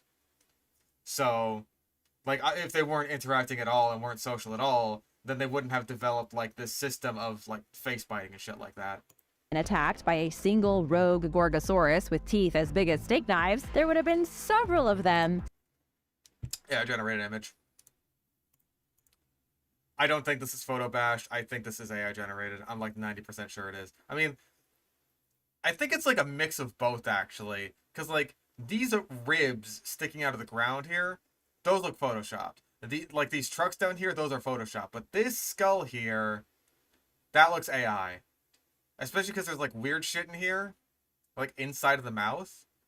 Actually, wait. There's, like... No, this is a Photoshop. Hold up. I may have been jumping the gun here. Look here. That is a completely different, like, sandy desert background. So I think this was taken from some other image and, like, photoshopped in here. But why? This isn't relevant to what's being talked about at all. Very strange. It looks AI, though. It might be, like, it might be an AI photo bash. Like, they AI generated the picture of the skull against a desert background and then, like, kind of cropped it out and then put it on this. I think that's very possible. Stalking the North American plains like oversized lizards. Number 8. Like oversized lizards, I don't think is necessarily checking off incorrect taxonomy, because it's just saying, like, oh, they're like lizards. Not saying that they are a kind of lizard, like the last guy was saying with the Nothosaurus. Gallimimus. The Gallimimus was a very strange creature that... Okay, misleading video title, because Gallimimus was not a carnivore. It was a theropod, but it was not a carnivore. At best, it was an omnivore. I'm pretty sure when I was doing research on the Gallimimus for the most recent JV2 challenge run, I'm pretty sure, like, everything I read on it said that, like, its teeth and mouth were designed for eating, like, kind of tough plant matter in particular. So this thing may well have been, like, an herbivorous specialist. At the very least, only eating things like bugs and eggs and stuff. Whenever it could. Toothless? It might be toothless, actually. I don't remember what I read or did. That was a long time ago. Also, yeah, Gallimimus, however the fuck you pronounced it. Number 8. Gallimimus. Yeah, Gallimimus. The Gallimimus was a... It's Mimus, because it's... Gallimimus. very strange creature that lived during the late Cretaceous period, feasting on everything from plants to meat. It was an early omnivore. Again, like, it could have eaten meat. Could have, but like, again, you're saying carnivore. You're specifying carnivore. That kind of makes it seem like it's not going to contain omnivores, right? Like, there are carnivores that do end up, by the process of eating like the things that they eat, they will end up eating plant matter. Like, I read this semi recently that rattlesnakes are actually a really important distributor of seeds, right? Because when they eat like mice and squirrels and shit, when they eat rodents, then like those rodents still have a bunch of like seeds and stuff in their stomach contents. So when the rattlesnake eats that and then digests it all, when it poops out all the seeds and stuff, then it's distributing them.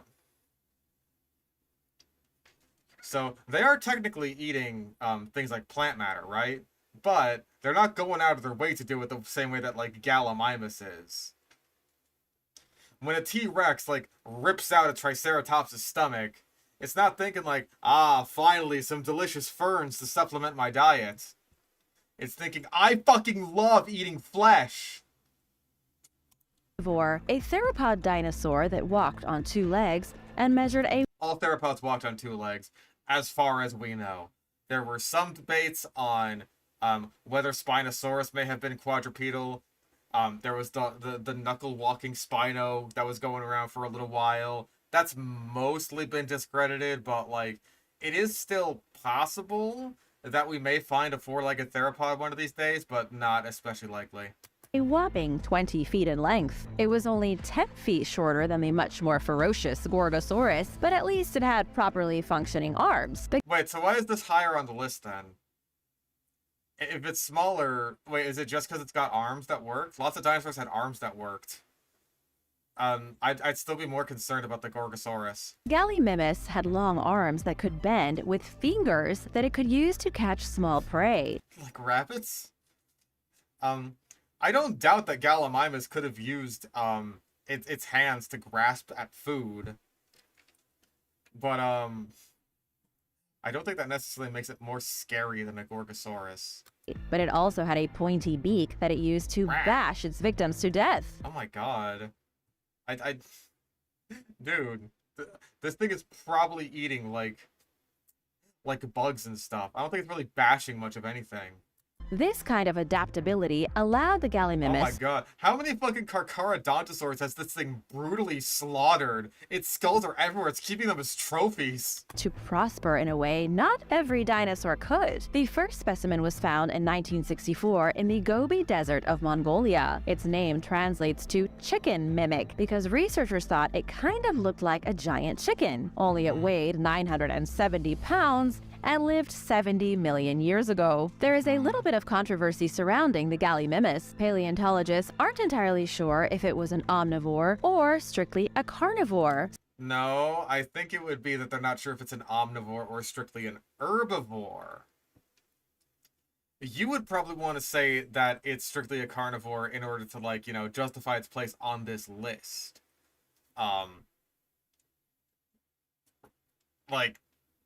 Yeah, like, again, omnivore leading towards the side of herbivory. It's like... It's like a bisexual woman who mostly prefers the company of other women.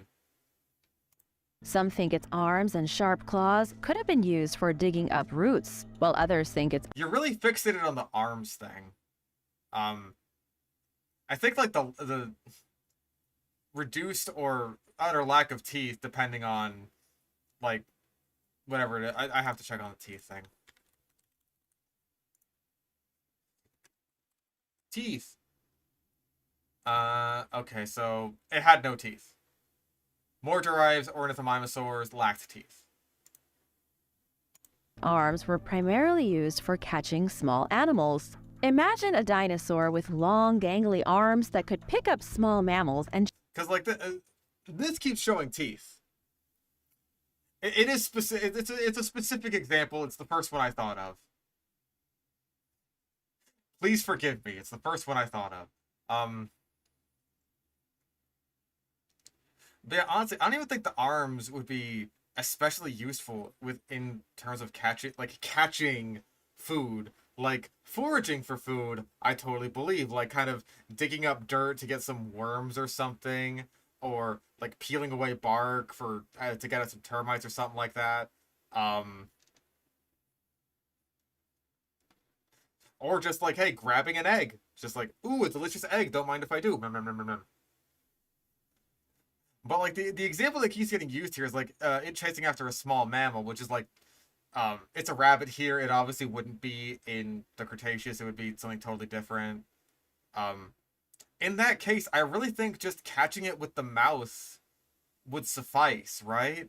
Because like assuming this is like predatory, I'm assuming it would have like forward-facing eyes. That would mean it's way easier to just like catch the thing with your mouth instead of like it would be very awkward to catch it with your hands, right? Because you'd basically have to be like looking down at it as you're like grabbing with your hands and running forward, and it's just like, do you gotta like look up and down as you're like running to catch this thing? It's probably easier to just like go forward, head low to the ground, and then just like snatch it up with your beak. Like, yeah, obligate herbivory is essentially a myth, but what I'm saying is like, deer will chew on bones and carcasses and stuff, right? They're not out there like hunting for rabbits and shit. Not often, anyway. We're not arguing on those semantics, right? Shove them into its beaked mouth. That's the kind of terrifying monster the Gallimimus was. It also had a Well, you're saying that's the kind of monster it was, but you just said there was a debate. But I guess you like decided the debate for yourself. running speed that's hard to believe. According to paleontologist Richard Thulborn, the dinosaur had an estimated top speed of 34 miles per hour. Number 7. It is widely believed that ornithomimids were among the fastest of the dinosaurs, at least on land. If you want to be a pedant, then the fastest dinosaur is a peregrine falcon. And yeah, I would say this absolutely counts as overhyping an animal as being more badass than it was. I would also say that counts as repeating itself. She repeated herself a lot, just talking about what a fucking badass this thing was. Yeah. 7. Dilophosaurus. Okay. In 1993, Jurassic Park was released to the world as the first major dinosaur film. No, not the first major dinosaur film. Fuck, dude. The Lost World. Not the sequel to Jurassic Park, The Lost World Jurassic Park, but like, you know, based on Sir Arthur Conan Doyle's novel. 1 million BC. Fucking Ray Harryhausen, man. How many movies did he animate dinosaurs for? Valley of Gwangi? The Land Before Time? Wait, did We're Back, a Dinosaur Story predate Jurassic Park? I don't think it did.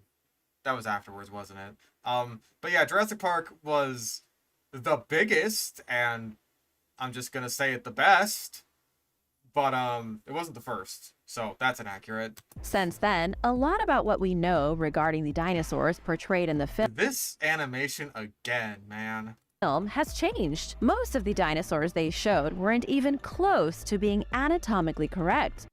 For the time, yeah, they kind of were.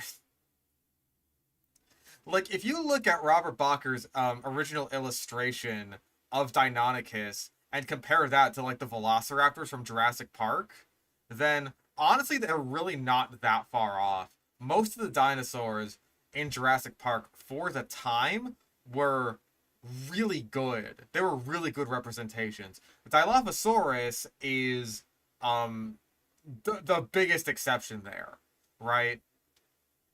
Also, I have no idea what this animation is. But Dilophosaurus was the biggest exception there. However, I watched like a behind-the-scenes thing on the creation of the Dilophosaurus in Jurassic Park, and Dilophosaurus was essentially the kid that was picked last for dodgeball. Like, everyone wanted to work on the T-Rex and the Raptors and the Triceratops and all this shit, the Brachiosaurus. They all wanted to work on everything. And then there was like a little team of misfits left over that were left to work on the Dilophosaurus. So it might be a bit mean to say that like not as much care was put into the Dilophosaurus as like with the other dinosaurs. But the Dilophosaurus was a victim of, you know, that whole situation for one thing, and also because like for making the movie, it's like they were very worried about the fact that people might end up confusing the Dilophosaurus and the Velociraptor if they were like too similar in size. So the Dilophosaurus was shrunk down, and then they gave it the frill. Just like that was just like a cinematic flair, which is like fine for being in line with like what the Dilophosaurus was already doing anyway, which is like, hey, here's some soft tissue that this might have had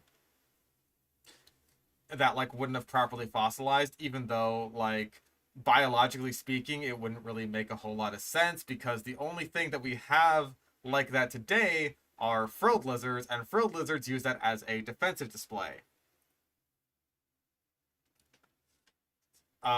I think that like for the scene in the movie, what they did to the Dilophosaurus works out really well. Like the fact that it is like this kind of little guy makes Nedry's reaction to it very very believable. Like he underestimates it. And then it's almost cute, right? That's the thing that I really love about the Dilophosaurus in Jurassic Park. Like why it's my favorite dinosaur in that movie, despite the fact that it is so inaccurate. Is like it starts off as like being very cute and like almost curious and kind of playful even, and then it like instantly transitions into like this horrifying creature that just makes these awful noises, and it's like spitting black goo at you. Like it's rad.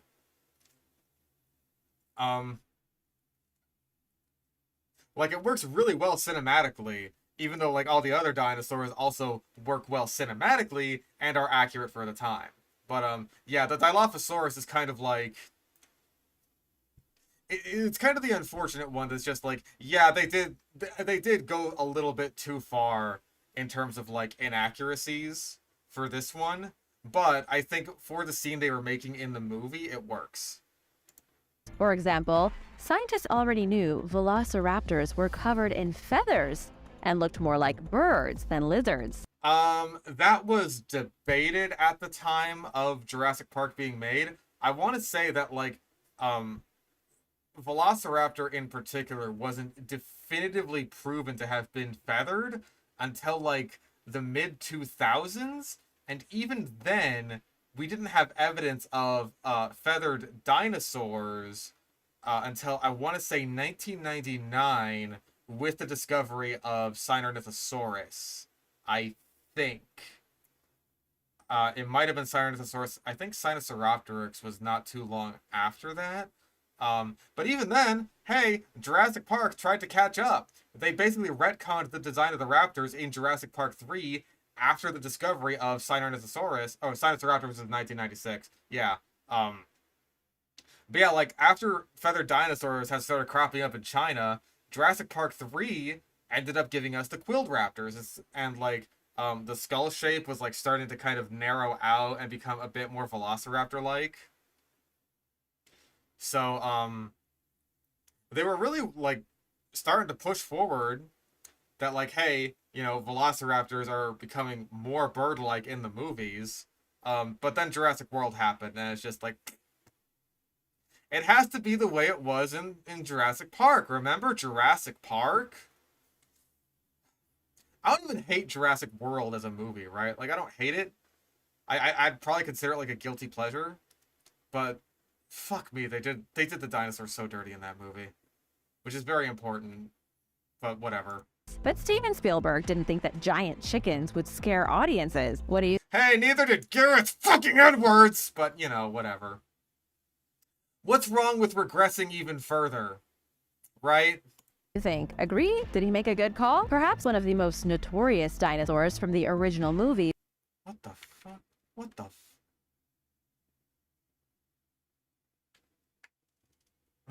Why is he looking at me like that?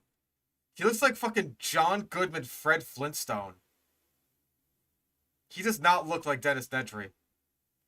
What the fuck, man? Movie was the Dilophosaurus. It had a collapsible frill in the film and was the Why do his teeth look like that? He's got like fangs, dude. dinosaur that spit venom in a certain character's face after breaking into his car. The Dilophosaurus quickly became famous in pop culture. Yet the real Why is he's pointing at me like a Smiling Friends character. I'm going to spit venom on you next. Jurassic predator was nothing like the one depicted in Jurassic Park. Adam Marsh, a paleontologist at the Petrified Forest National Park, called the Dilophosaurus the worst known dinosaur. The truth is that the creature was a terrifying carnivore whose remains were first discovered in 1940 in Arizona. In reality, this menacing dinosaur didn't spit venom, and it didn't have a frill on its neck, but it was still dangerous. What are these legs? Hey, putting feathers on this thing wouldn't be scary because, we don't want it to look like a giant chicken, but let's give this motherfucker chicken legs. It had curved teeth and ran around on 2 legs. So did the Dilophosaurus in the movie. It was also an astounding 25 feet long. That's too big.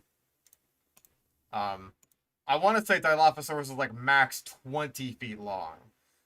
The 5 feet there, that makes a big difference in the early Triassic, or early Jurassic rather, when this thing was living. Dilophosaurus was one of the largest carnivorous dinosaurs of the early Jurassic. Right up there with Cryolophosaurus. They were very close to each other in size as far as I'm aware. I think Cryolophosaurus was like a bit bigger. But yeah, I want to say this thing was like 20 feet long at the biggest. Still huge for its time. Still huge by today's standards. This would be a very large animal. But 25 feet long is too big. First dinosaur to be an apex predator. I would probably give that to Herrerasaurus. I guess that depends on your definition of apex predator, because Herrerasaurus would have been competing with things like Saurosuchus in its environment, but it also would have been like an apex predator in its own right. So, I think Dilophosaurus may have been one of the first ones that was like uncontested. But I'm not actually sure how much is known from Dilophosaurus's formation, so I might be totally wrong about that, and science may be totally wrong about that. Maybe there was something even worse than Dilophosaurus out there, which would be very interesting to come across. But yeah, I think that Herrerasaurus is kind of like, if you look at the formation that Herrerasaurus comes from, it's kind of like, African savanna. That's the example we use a lot.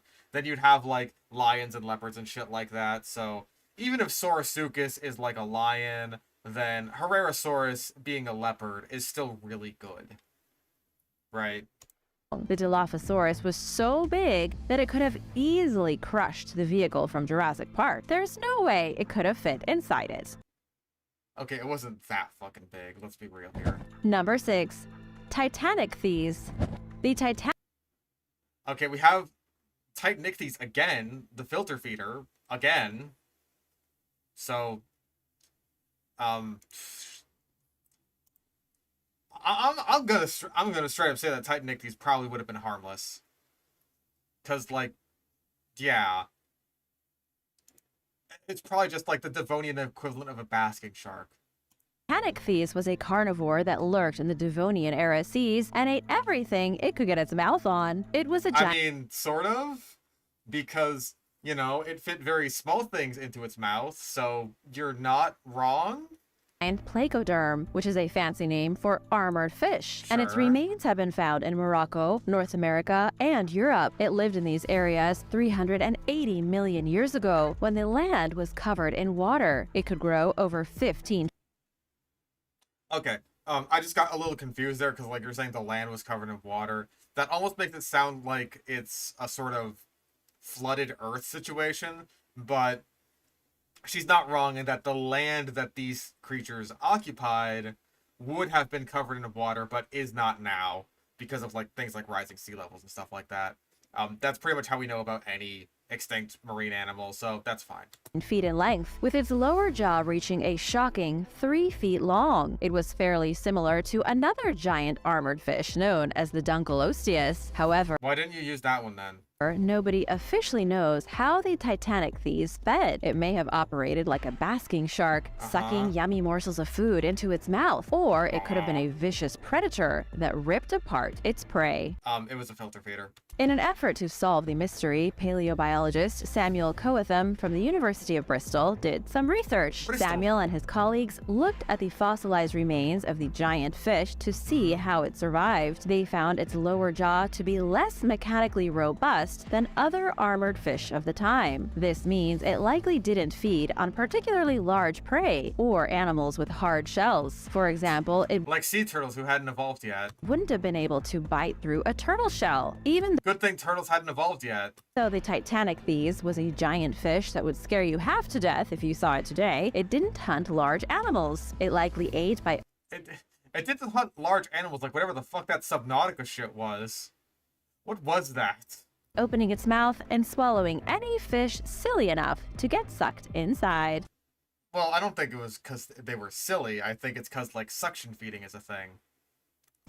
Number 5. The Mapusaurus. Sure. The Mapusaurus lived 100 million years ago during the middle of the Cretaceous period, and it was one of the scariest things on the planet. It was similar to tyrannosaurs like the Gorgosaurus or the Tyrannosaurus rex. I mean, in terms of the fact that it was like a macro predator theropod dinosaur, yes, it's similar in that regard. Taxonomically speaking, no, not really. They were very far apart from each other on the theropod tree. Only it lived in the dense forests of South America and was much bigger than its counterparts. We're doing the definitively like Mapusaurus or Jaekelopterus was bigger than T-Rex thing. Like you're saying it's much bigger than T-Rex, right? Like it's much bigger than Gorgosaurus, sure. But Love your dino autism moments. Streams despite the fact that I know absolutely nothing about dinosaurs. Have my 5 shillings funny streamer man. thank you for the Laughing shillings. face. Thank you very much for the shillings. I do kind of do these to like hopefully get people interested in dinosaurs and stuff like that. So, I'm glad that you enjoy it despite the fact that you know nothing about it. It's all for you. But yeah, like saying that like Mapusaurus was definitively bigger than T-Rex. How much material is Mapusaurus even known from? I don't think it's very much. I don't think there is like a giant Carcharodontosaurus or a Carcharodontosaur rather, that is known from like a full skeleton. I don't think we have. There's pathologies on it, so that's neat. Hold up.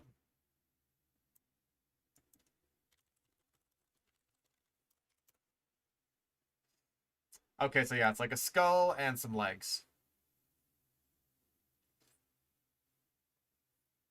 Oh, there is Meraxes.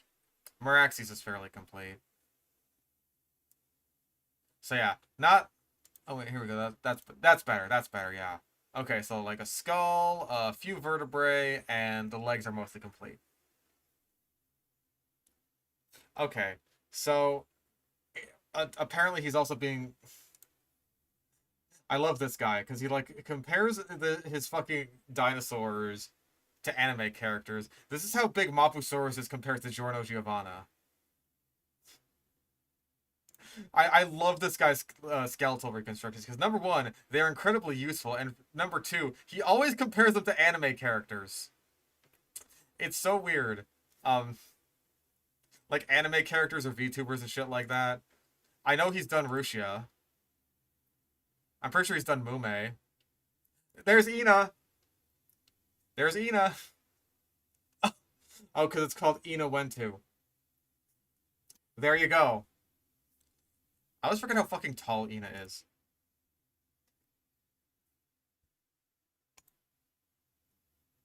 Who else is there? Is that fucking Virgil? Is that Virgil?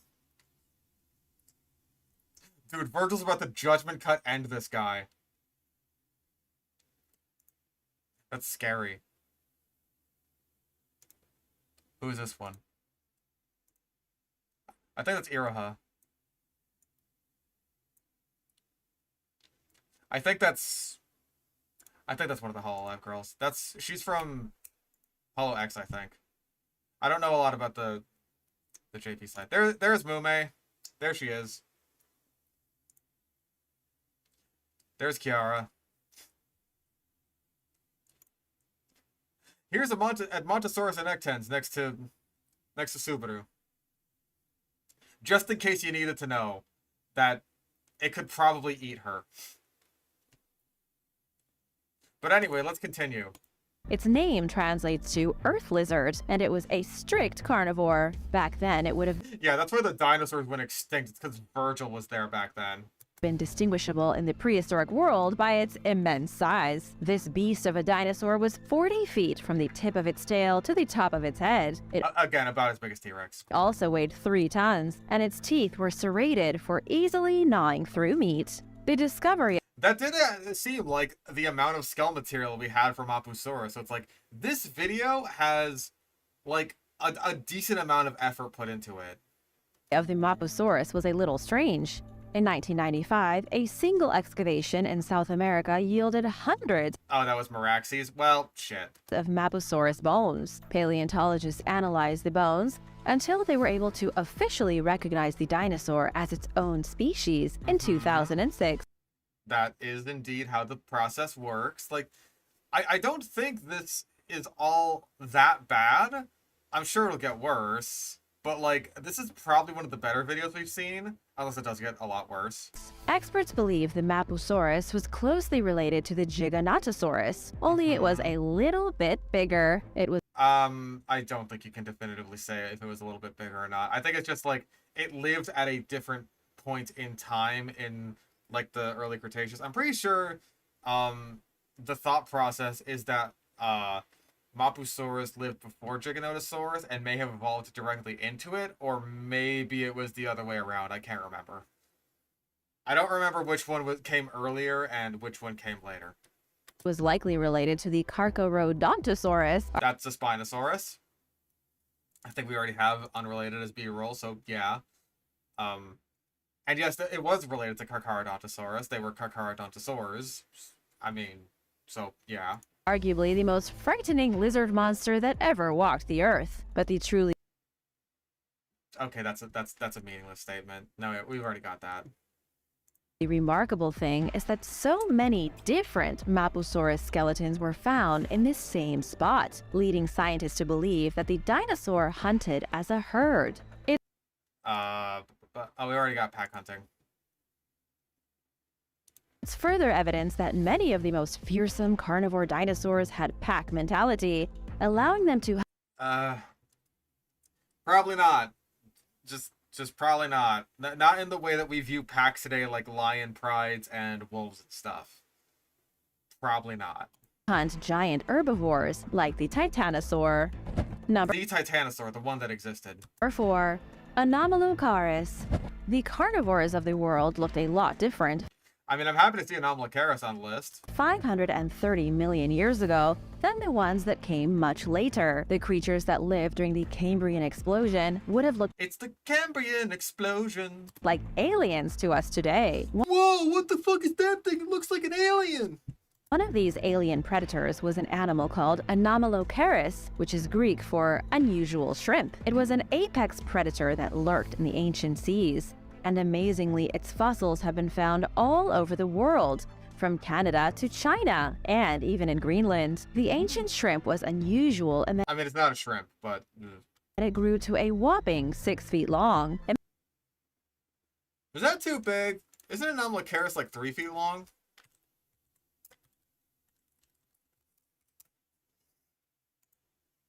Yeah. It's like 3 feet long. So that's too big. But we already have wild size overestimate, so... prawns! Imagine the shrimp on your dinner plate being larger than you are. In real life, Larger you'd than be the you? one on the Anomalocaris' dinner platter. Many I mean, probably not, because again, it is still pretty small. fossilized remains of the unusual shrimp have been discovered, but Still not a shrimp, it's a radiodont. scientists are still trying to understand its predatory behavior. It had eyes on long, rubbery stalks with thousands of lenses, giving them immaculate vision to inspect their surroundings. It had vision. having vision alone is a big enough deal during the Cambrian. I'm not sure if I would call it like super great vision. I don't think compound eyes are like the most detailed. I think dragonflies have pretty good eyesight, but I don't know if Anomalocaris would have had like super outstanding vision. By Cambrian standards, I think it would have, but I don't think it would have been amazing or anything. They were able to swim incredibly fast simply by undulating, and Again, probably incredibly fast by Cambrian standards. once an Anomalocaris got a hold of its prey, the victim was done for. It had sharp spikes on its front limbs for catching other animals and could rapidly stuff live creatures into its hungry mouth. Its intense speed, eagle-like vision, and tenacity made it a truly dangerous predator. Look at this. Let's have a little grab at that penis worm. The main thing that scientists don't know Snippy is snap. how it ate its food. They know the creature's mouth was made of 32 overlapping plates, but it's unclear if those plates were used for crushing its victims, like trilobites, or if it used a different method. Number 3. Livyatan. The Livyatan was a leviathan that Again, sure. A good, like, mostly good picks outside of, like, Gallimimus and, Titanic thieves. Like, Anomalocaris I'll give you for being, like, you know, the first super predator, basically. This really isn't that bad of a list. We'll see. Again, we only had a few entries left, so we'll see. lived in the planet's ancient oceans. It got its name from the biblical sea monster, the Leviathan, and it lived off the coast of Peru an estimated 12 million years ago. It was a kind of whale that took hunting its own kind to a whole new level. These days, killer whales have been known to hunt other whale species. They work in packs to take down much larger whales. Oh yeah, killer whales are another example of group hunting that probably wouldn't translate over very well to dinosaurs. This seems like a very old illustration of orca hunting. I feel like I've seen it before in like an old book or something. But during the days of the Livyatan, things in the ocean were much more violent. The Livyatan, or the Livyatan, You've never seen an orca actually hunt before then. Orca hunts are brutal, dude. They are mean motherfuckers. They're not nice to their food. It is long, it is brutal, it is drawn the fuck out. Orca hunts are vicious.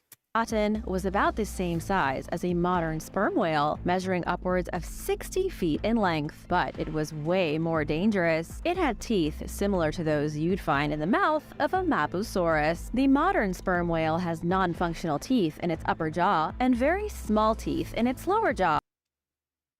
I thought that the top jaw of the sperm whale was like totally toothless. Hold up.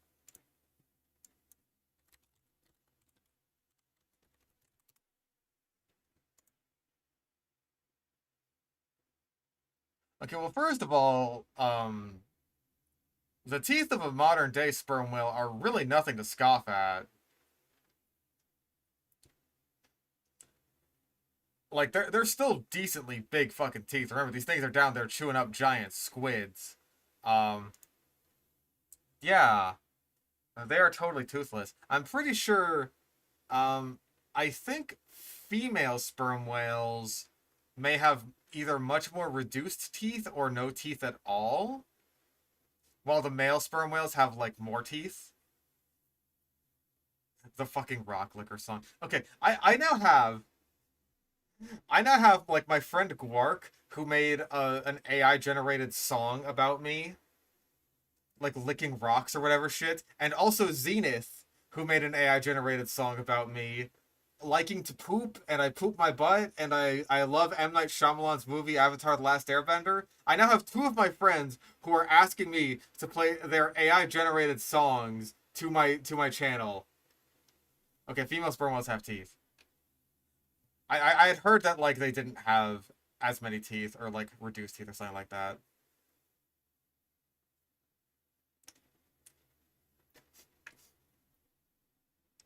There is not one about eating sand.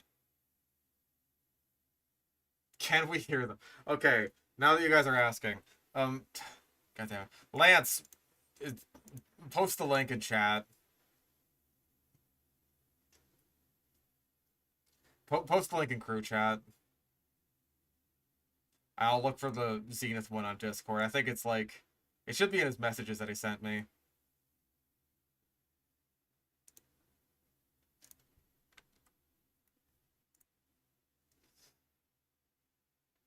Yep, there it is.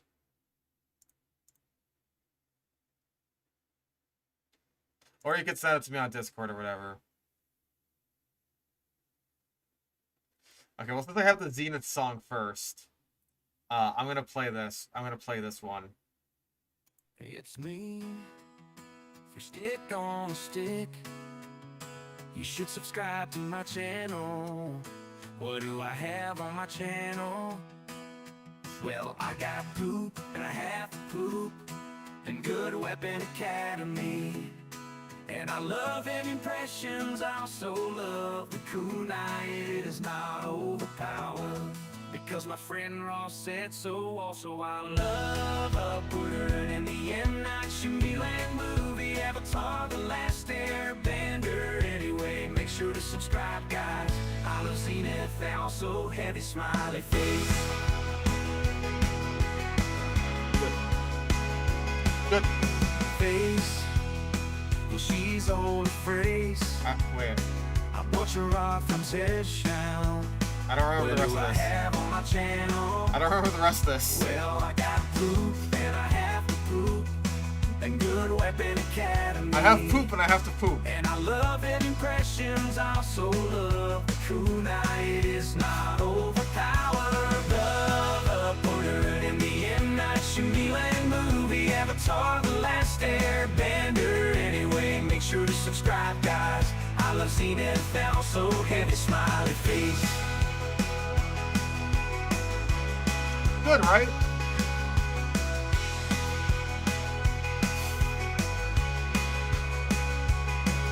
It keeps going.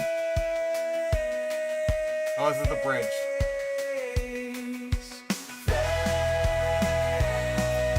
The bridge is just saying face twice. Face. Three times. She's old face. I watch her off from session. What do I have on my channel? Well, And then it just cuts off. What do I have on my channel? You know, I have poop and I have to poop. And Good Weapon Academy. Ah, perfect. And this is the Rock Liquor song by my friend Gwark. Let's play this one. This is another 2 minutes and 38 seconds.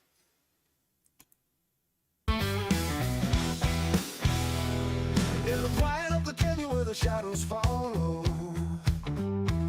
there's a nerd with a hammer and a heart full of blow.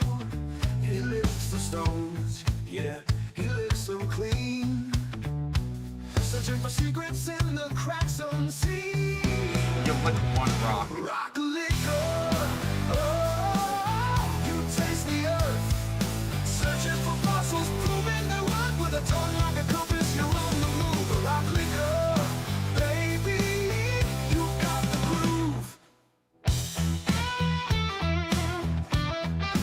That's great. Folks laugh when they see him, call him a strange breed, but he's digging through time, planting his seed. Planting a seed. Every lick, a question, every taste, a clue. He's chasing history, one rock to chew.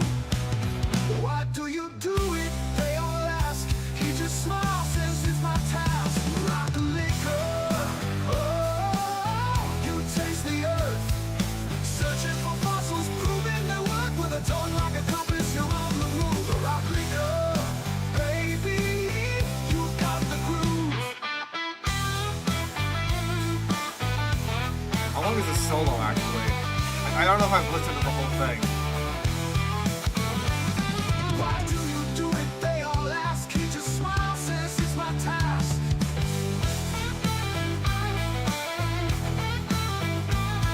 Why do you do it? They all ask. He just smiles, says it's my task. Rock the liquor, oh, you taste the earth, searching for fossils, proving their worth with a tongue like a compass. You're on the move. Rock liquor, baby, you got the groove. like a compass. I'm gonna use that one on my next date. Granite shell, limestone or slate. He's got a hunger, he just can't wait. The world's a puzzle, every piece divine. He's looking through the layers of time.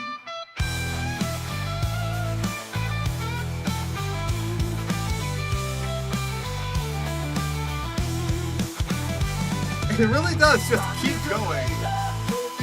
You've got the groove. Hot liquor, baby. You've got the groove. Okay, at least that one ends when it feels like it's supposed to. It ends after the bridge, right? After the bridge, there's a little chorus at the end there. Anyway, how about now that I've hopefully appeased all my friends and they will never write another AI song about me ever again, let's continue. Scientists believe that these teeth are only really used when fighting other whales. The killer whale. No, that's stupid. So whales, they kind of need to use their faces to hunt things because they don't have hands. Yeah, I was gonna do that, like edit the song part at the end of the video. That's like the bonus for people who stick around out that long. So like sperm whales use their teeth to hunt for squids and stuff. Killer whales use their teeth to hunt. Now whales will also use their teeth when they're like combating each other. Like you'll especially see this at like SeaWorld, right? Because the whales don't have anywhere to go. Like, when the whales end up having a tussle with one another, they'll, like, rake each other with their teeth. And so you will see kind of these big old scratch marks on the whales' backs and stuff. That's from interactions like that where they end up raking each other. Whale has some pretty gnarly teeth for ripping apart flesh, but the Livyatan had monstrous teeth that were nearly... But, like, okay, I think it's been so long since my brain got filled up with sludgified goop. Anyway... I think what she's saying here is that Livyatan was more or less like a whale hunting specialist. I don't know if there's anything to definitively say that. That's what I'm getting out of this, at least. I don't know if that's correct at all. Nearly 1.5 feet long. It was like it had ice picks or metal spikes. 1.5 feet. That might be correct, actually. In its mouth, which were designed for grabbing prey and Stand. Rock liquor. It's just the rock eating part of scary monsters. Oh god, I love eating rocks. inflicting devastating wounds on its victims. This was an apex predator and a ruler of the seas, living at the same time as the legendary Megalodon. Megalodon, mentioned. Got it. Unfortunately, scientists aren't completely sure why such a formidable monster went extinct. Number Probably because it was highly specialized to whatever it is it was doing. 2. Rajasaurus. Okay, that's a The poll. Rajasaurus was a carnivore. I mean, I'll take it. This is a species that we don't get to hear about often. So yeah, this is like an Indian species of abelosaurid. It's certainly a pull. So that's interesting. This one has elbows, even though it shouldn't. But that's on the model maker, not on this video. Carnivore that lived in India when the asteroid that wiped out the dinosaurs hit the Earth 65 million years ago. Outdated. 66. It was a type of abelosaurid theropod that was originally found in 1983. It was similar to other carnivorous dinosaurs that lived just before the extinction event, but it did have some unique characteristics. The Rajasaurus had a crest on its head that made it look like it was wearing a crown, which is That's not super unique for abelisaurs. Like, for one thing, there is Carnotaurus, which had like the two crests over the eyes. But also there is Majungasaurus, who has a very similar crest. In fact, I'm pretty sure Rajasaurus, if I'm not mistaken, is one of Majungasaurus's closest relatives. I think they were like right next to each other on the tree. why its name translates to princely lizard. Most of the coolest dinosaurs we know about were found in North America and South America. Well, I think most of the dinosaurs we know of in general are from North America, because that's like just, you know, where a lot of the paleontologists with money live. Paleontological research done in the Western Hemisphere tends to get a lot of the attention, but the truth is that there are a lot of unique. Not to mention that's just where a lot of like it's got a bit of a head start there, right? You know what I mean? A little bit of a head start. So like a lot of interesting stuff has been coming out of Asia lately. And also, for most of the Mesozoic, Europe was like a series of archipelagos. It was a chain of islands that was mostly underwater at the time. So it's kind of hard to find a lot of fossil material there, especially of like big impressive stuff. Dinosaurs found in places like India that nobody's ever heard of. I've heard of it. Rajasaurus is the Indian version of the T-Rex. The We got another T-Rex comparison in case we need another one. country's very own lizard monster. There are even sauropods unique to India, like the plant-eating mahad, and bahu, which are similar to dinosaurs, like the brontosaurus. Why would you not say Isosaurus? Number 1. The Cretaceous cockroach. The what?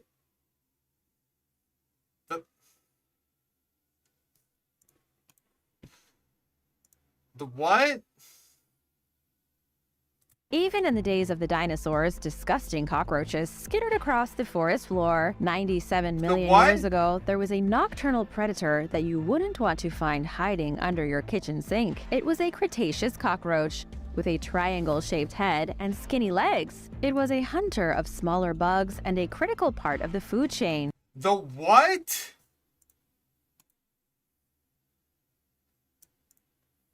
Even though we are positively disgusted by cockroaches today, they still have a role to play in the ecosystem, and they always have. This particular one, however, was only about the size of your pinky fingernail. But it's not the size The what?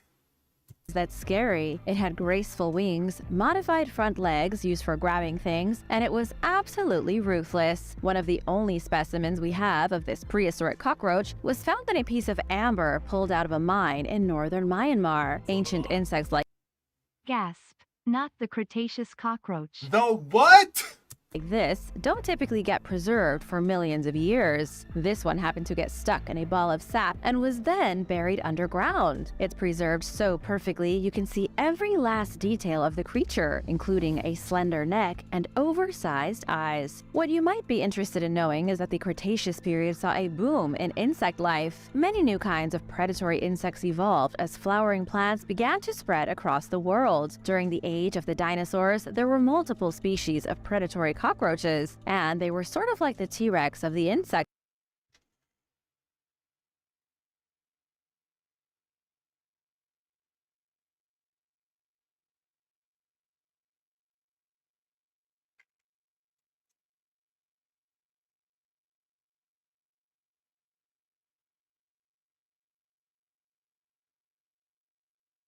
Oh my god. World. But all these years later, only a single order of the cockroach family still survives, the Mantodea. Thanks for watching.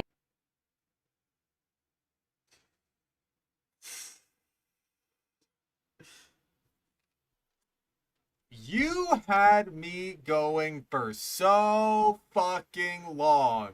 You had me going for a solid 13 minutes there that this video wasn't that bad.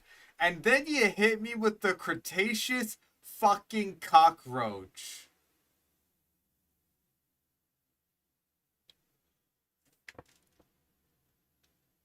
I'm mad. I'm mad. I'm mad now. You sucker punched me at the end there.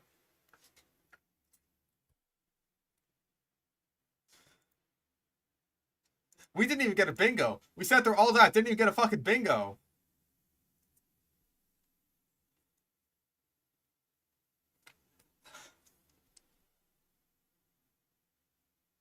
Is the amber thing correct? Yes. Yes, a lot of the insects that we know about are from amber that has been preserved over millions of years. In fact, I have... Oh, fuck. Oh, fuck. Oh, jeez.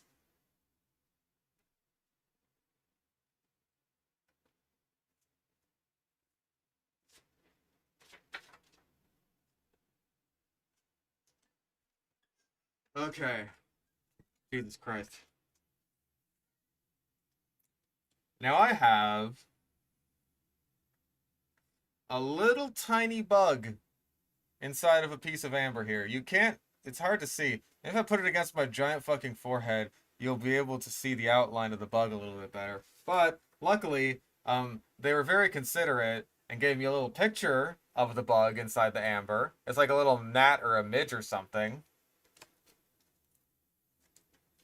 Now, a lot of amber and like amber with bugs inside of it and like cool little discoveries inside of it, like that one dinosaur tail. The dinosaur tail in amber, which is like one of the coolest fossil discoveries just fucking ever, by the way.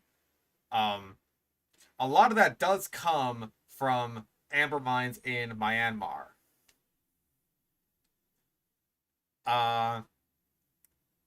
I know that it's a very contentious thing because, like, Myanmar is, I think, in the middle of basically a civil war or some shit like that. I am not politically savvy enough to know all the details around that, but I know that, like, getting fossilized amber from Myanmar is, like, very contentious.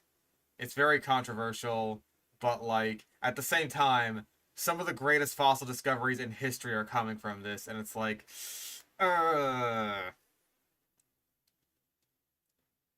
what do you even do in that situation? Bah. It's a bad situation.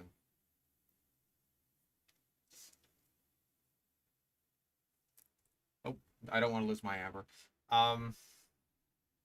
So yes, I have no doubt in my mind whatsoever that, you know, a kind of cockroach was found in Myanmar from these very same deposits.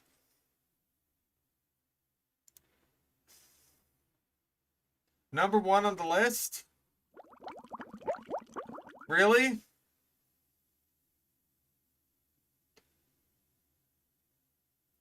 His name is Manipulator. It's like Irritator. You shouldn't call it the T-Rex of insects. You should call it the fucking Irritator of insects. Sweet, merciful Christ. Okay. A cockroach at number 1 is outrageous. No kidding. Also, hi fish. Back on the ambulance today. Thank you for Hot Sludge Sunday.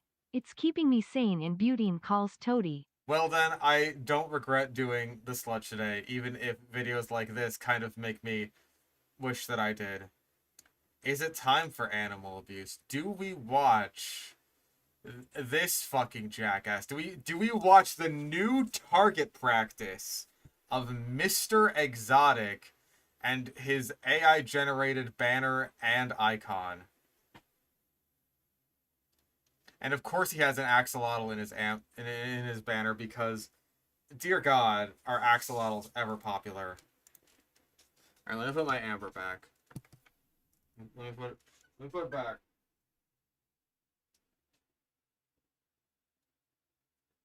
Stay.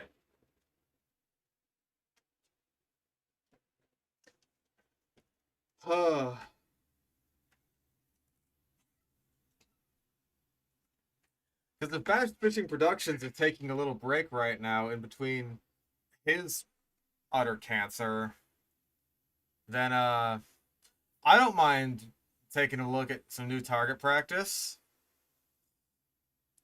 Now, oh God. The creepiest live animal box off the dark web. Did I watch this one? Okay, I know for a fact that I watched Abandoned Pet Store. There is also Abandoned Zoo.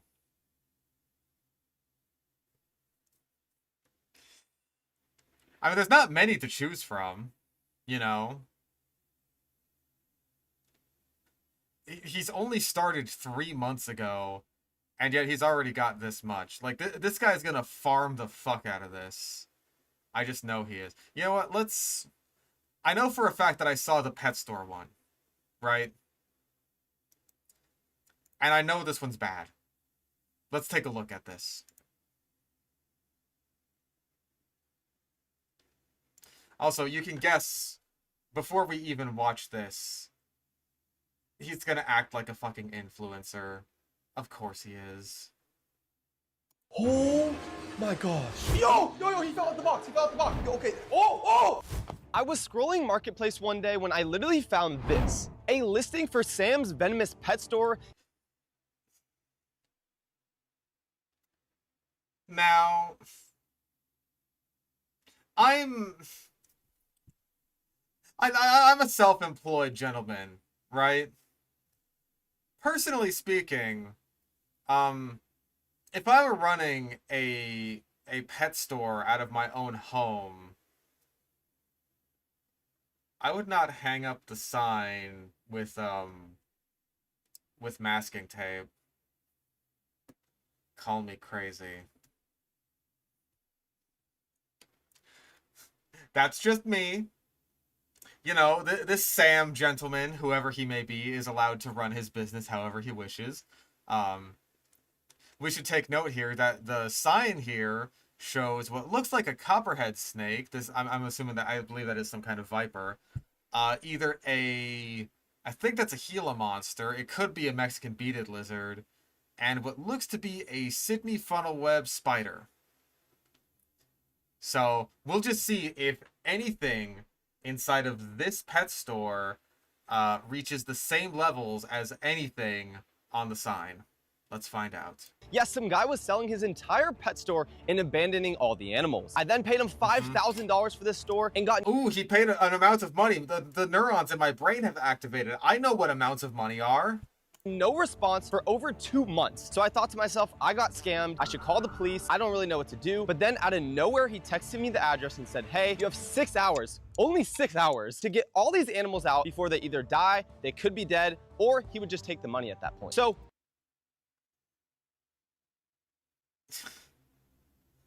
At what point do you just not bother with coming up with some kind of premise, right? At what point do you not even bother making up a backstory for your shitty fucking video? Just... I hate to say it, what Bass Fishing Productions did is arguably more believable. He's just like inside the building, hey, look at this abandoned pet store I found. Like this, well, what is this crap? What is this absolute garbage? You're not even attempting to be even remotely believable. I'm... Jesus Christ. We're here at the property now, and right off the bat, yes, there's snakes, scorpions, tarantulas. I don't know what to expect here, but for... Oh yeah, this guy is a massive fucking pussy, by the way. Like, if you thought that Bass Fishing Productions was like a massive pussy who is terrified of everything, you have not seen this guy. This guy is like, oh my god. I am surprised this man has seen an animal before with the way he reacts to like interacting with any of them. Like, look at this obvious joke sign that he's looking at, right? Like, never mind the fact that he obviously put up this sign here himself, and he's like...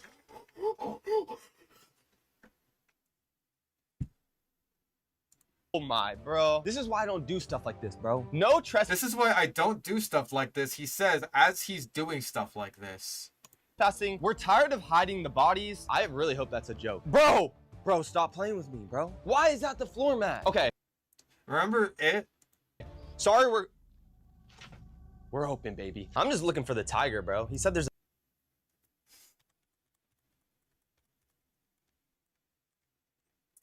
Let's...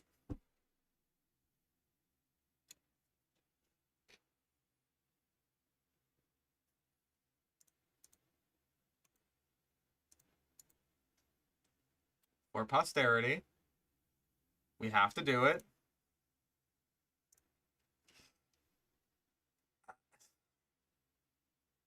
What is this? What is this exactly? What are we looking at here? Why would you generate this?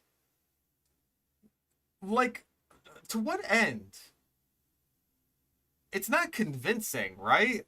Like, it's obviously an AI-generated piece of fucking garbage. But why on earth would you even generate an image of a tiger in a bathtub with giant human arms jutting out of its neck? Why would you do that? Why? My brain does not process that. Also, it should be noted, right, that Mr. Exotic, despite getting way more views on average than me, he has less subscribers than me. I'm punching down right now. I don't feel bad about it at all. And there is also the thing to bring up that, yes, apparently there is a tiger, we'll see this tiger later, inside of a venomous pet store. We'll see how many of these pets are even venomous. But let's continue.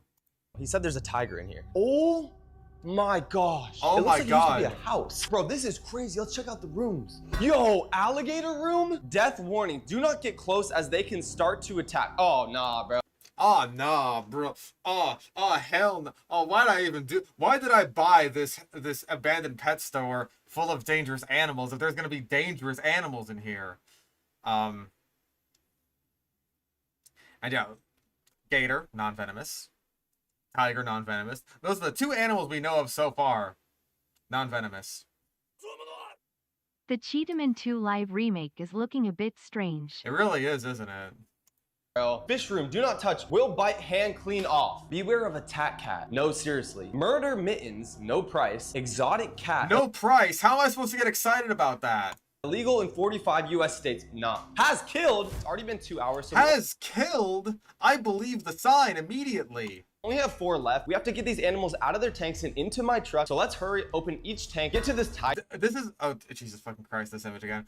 This is another thing that these fucking, shitty channels like this just love to do is we have to get these things out of wherever it is they're in, even if what they're in is really just convenient to move. Like, remember when we cut away to Bass Fishing Productions, like moving the centipede, and then he just moved it back into what it was in already, except now it had no fucking substrate because he's an asshole?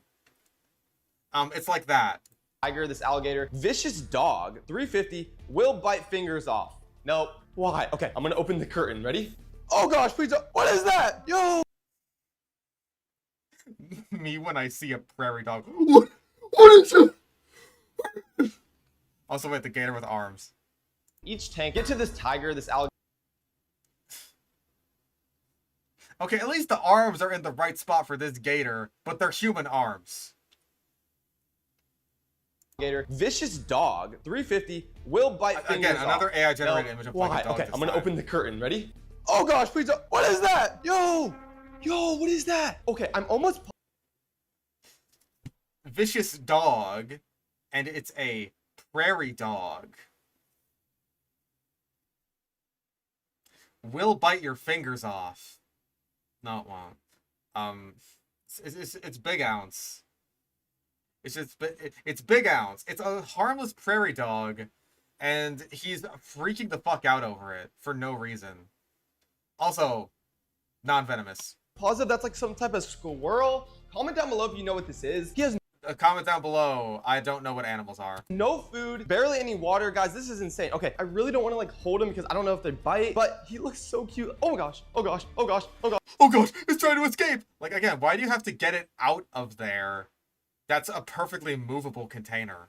Gosh, guys, he's literally escaping as we speak. We're just gonna take. You just wanted to hold it, which is like, I don't think it's really a bad thing to hold prairie dogs, especially like one that is a pet that's been habituated like that.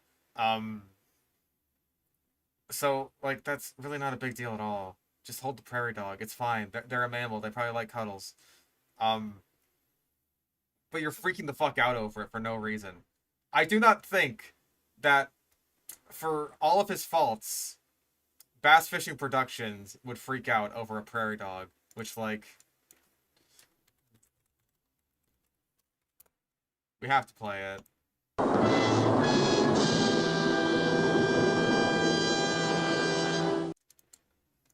We have to do it. Hi, Alex the Lion. Do you think there's a realistic chance that this video is heavily ironic? No. No. take the whole thing to the truck and move on to the next animal. And before we get over to like that giant cat, tiger, lion looking cage, it's structured too similarly to the bass fishing productions shit, like without being so obvious that it's a parody, right? Like it doesn't go far enough to the point where it's a parody, right? This is a good face. I'm keeping this. Anytime I pause on one of these fucking chuckleheads and it's some stupid ass goopy ass face like this, that has to be the thumbnail. I want to open this up because I can literally see right here this giant tarantula, $300, deadly bite. I know some tarantulas. Now, okay, tarantulas are indeed venomous. You're one in. You're one in. You finally have a venomous one. No tarantula has a deadly bite unless you're allergic. Like from different countries are super poisonous, so let's go ahead and open it. Venomous, there's a difference. I really don't want to hold it because I know you guys see me holding all sorts of... Okay, Now, this one I have experience in. If there's an animal inside of your critter keeper like that, don't hold it by the handles. That lid is not very secure. Now, thankfully, the reason I know this is not because of a pet that I had, but rather because of feeders that I had, which there was a big old stain of dirt all over my carpet for a while because of that, but let's not get into that right now. So, holding the tarantula in the critter keeper like that could be very dangerous for the spider. But we've already seen what happens when you fucking drop a tarantula, haven't we? Okay, a bunch of bugs didn't get all over the floor. It was night crawlers. It was mostly just dirt. I scooped all the dirt back in there. It was fine. Animals, but I'm really scared of spiders. Oh my gosh. That looks like a pink toe of some kind. I'm pretty sure that's like an arboreal type of tarantula. It's got like the build for it. So those are really not a big deal at all. Some of the arboreal tarantulas, like the old world ones, would give you a pretty nasty bite. P. metallica is one that would fuck you up. But I think this is a pink toe. Look at the fangs on this thing, guys. I really don't like spiders, but I'm gonna try and open them up and let's see what happens. Why? That is a perfectly move. Like, if you just need to get it out of the pet store and into your truck or whatever, just move the critter keeper. You've already got it. Just go. All right, guys, we have the cage open right now. I really don't know what's gonna happen. I'm gonna try and kind of hold him, but... So obviously it currently lived in a residential home, that it really does feel like a parody. That's the thing, though, is Bass Fishing Productions does the same goddamn thing. Like, we gotta go back to him. Pet store. Like, which is the one that's, this one? I just found this abandoned pet shop that is filled with... Like, give me a fucking break. This is a pet shop. This is just a room. I just found this... This is a room in a house. Give me a fucking break. Like, this isn't parody. This is just how they are. Like, it's Sludge copying Sludge. It's just awful. I'm super scared. I'm gonna try and pick him up. Oh, yo. All right, very easily could have crushed the spider under the hide there. Yo, he's fast. Yo, he's out of the cage. He is out of the cage. Poisonous. Yo, he's fast, as the spider's just like...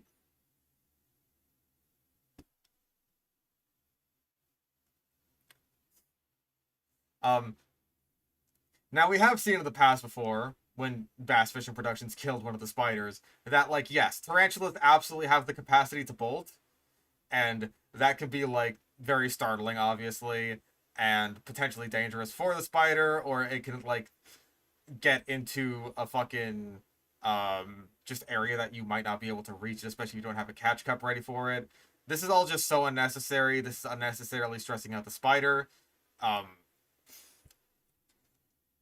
It's just all such stupid garbage bullshit. Yeah, it's so easy to just not do this. Like, oh hey, we found a spider. Let's move this spider over into our truck so that we can, like, you know, get it into its new setup or whatever. Like, hey, if you have a portion of your video where you're taking all these animals out of this abandoned pet store and, like, setting them up in new habitats, then it's like, that's at least something. right? That's at least something, but you're not doing that. It's just like, we have to move them out of the thing they're in, but into another, like, temporary mover or some shit like that, just for the sake of, like, getting them out in this video. Tarantula out of the cage. Yo, yo, yo, yo, yo, yo, yo, yo, yo, yo. I don't mess with that, bro. Oh, we got him. We got him. We got him. We got him. That was risky. You could have easily dropped it on one of its legs, dude. On to the next animal. And now let's go over here. And then again, what did you accomplish there? Really? What did you accomplish? Like, the spider is probably going to go back into the same environment, like the same little critter keeper it was just in, because you didn't have anything else for it there. Like, what did you even do? What did you do? What is that spiky thing in there, bro? I don't know. Dumpster diver will discover treasure. I don't even see anything in here, bro. Why is there a bag in here? Yo, I see it in there. I'm here to save you. You don't have any food or water in there. Yo, yo, yo, yo. Yo, it's a little baby possum. Not venomous. Again. Just like this actually looks like a tarantula crib. I feel like I've seen this type of enclosure used for tarantulas before, except there's a fucking baby possum. I'm pretty sure this is an Australian type of possum. If it is a possum at all. It could just be a rat. It might just be a rat, honestly. In a fucking bag. Yo! Okay, I'm literally shaking right now. A long or short-tailed possum. Hold up. That could be a possum. I think it might be. It's not like the North American type of opossum, which are like the big, hairy, like white-looking dudes that play dead. They're the Australian type of possum, which are totally different. It's like we kind of got mixed up there. Like, Australia is known for having all the marsupials and weird-looking motherfuckers, and like we've got all the little cute mammals. We just got swapped there. Australia should have gotten the freaky possums, and we should have got these cute little goobers. I think this is called. Yo, it's a baby possum. Why are you holding it like that? It's pooping on. We also once again have the bass fishing production trope of, I'm touching this animal and it's immediately on the defensive. Oh my gosh! Why does this always happen to me? This is the second Because animals hate you, and they should. time I've been pooped on. Okay, now that he's done pooping, this is my baby possum right here. Look how cute that thing is. What should we name it? Guys, comment in the chat, like, what should we name this baby possum? And now, what the fuck was that transition? Jesus Christ. on to the next animal. Before we check out whatever spiky thing was in this cage right here, let's go ahead and go to this water, because this water tank has been staring at me. And you guys know I love fish. Deadly snapping turtle. Why? Why? $700. Finger bites off. What? Ooh, $700. My neurons are activated. That's a number. That is a monetary value. I know these things. Why is everything in here gonna bite my hand off? Yo, what even is that, bro? Is that a stink pot? That could be a stink pot. I'm not a turtle expert. Hold up. Stink pot turtle. Nah, that's not a stink pot. At least I don't think. This one's got 2 heads. That's definitely not a snapping turtle. At least I don't think. Nah, the shell shape is all wrong. I don't know what type of turtle this is exactly. I don't think it's a snapping turtle. And it's not a stink pot, which I believe are the easiest types of turtles to take care of. Mud turtle? Let's look it up. Could be. Maybe. Maybe one of these, like Eastern mud turtle. Let's see.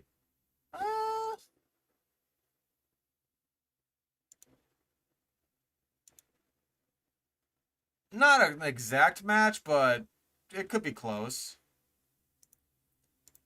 Yo! Definitely not a it's that snapping sharp turtle, claw. though. This is insane. Look how pretty it is. Whoa, I think it's a side neck. Yeah, this isn't a snapping turtle. I think they labeled it wrong because I'm almost positive these are called side neck turtles. Comment in the chat what we should name them. Okay, well, let's look up side neck turtles since, like, he knows, right? Like, obviously, because he bought them. I don't think it... Well...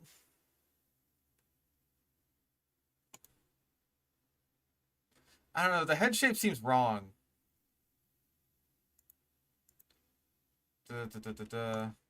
You guys know I love fish. Deadly Blah, blah, snapping blah, turtle, blah, blah, blah. $700. Finger bites off. Why is everything in here gonna bite my hand off? Yo, what even is that, bro? Yo. Yeah, I don't think it's a side neck. I mean, it probably just like tucks its head into the side, and so he's just stupid and doesn't know better. Yeah, that doesn't seem right. Pygmy nose turtle. No, that's not right. I do love these guys though. They're very cute. They're like sea turtles of the freshwater.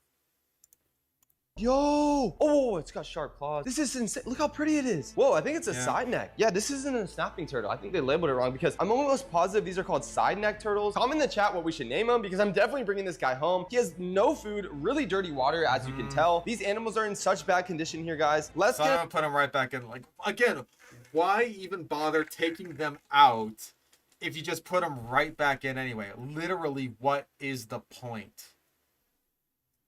What is the fucking point? Except to just, like, do the bass fishing production thing of, I have to hold this in my little grubby baby hands, otherwise it's just not interesting. I am Patrick Star. Touch!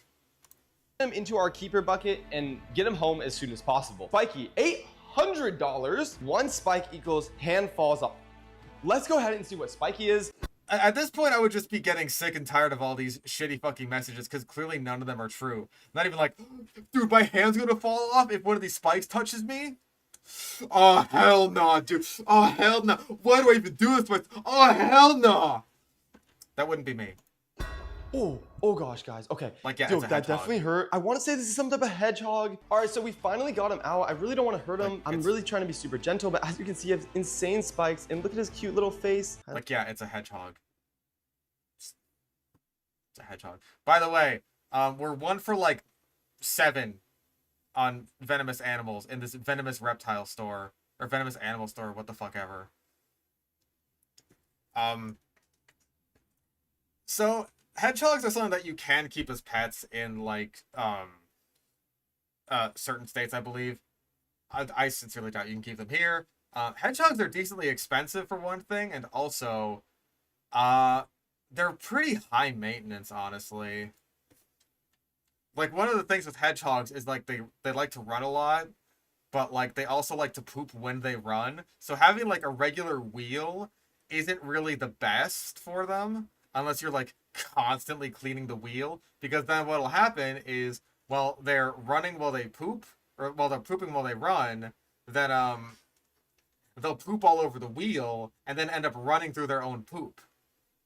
So it's kind of just a bad situation there. There are close hedgehog relatives called tenrecs that aren't nearly as prohibitive. They're not like nearly as high maintenance as far as I'm aware. But they are more expensive and more difficult to come by. Hello, bud. Oh god. Okay, yeah. It literally sniffed, and there was like there was a fear flash there.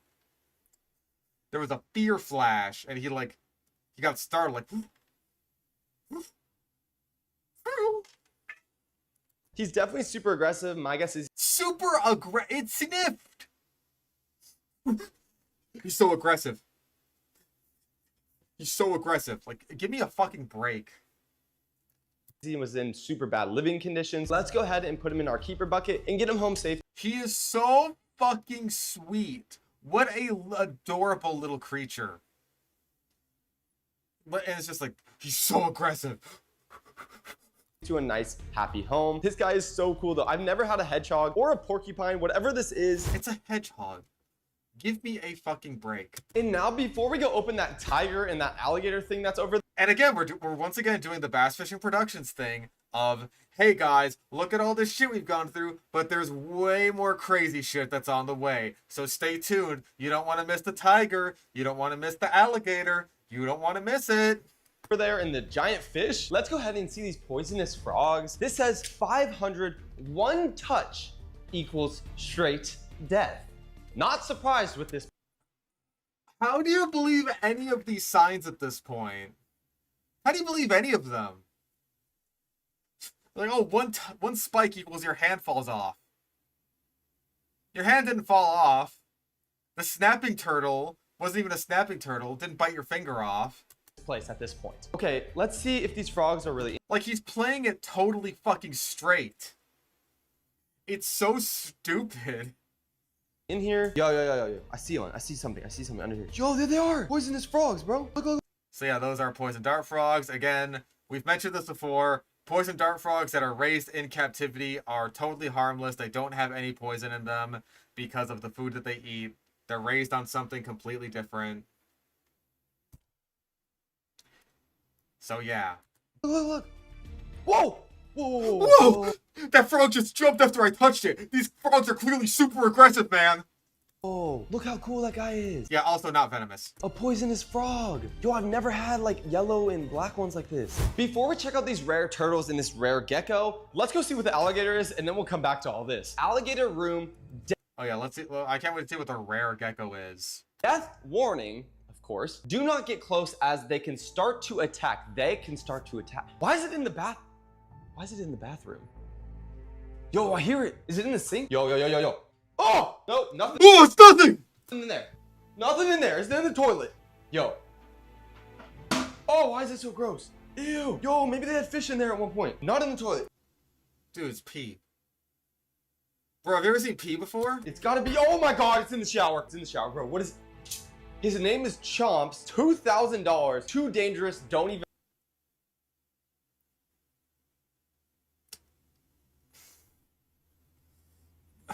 I wonder why your pet store shut down, Sam.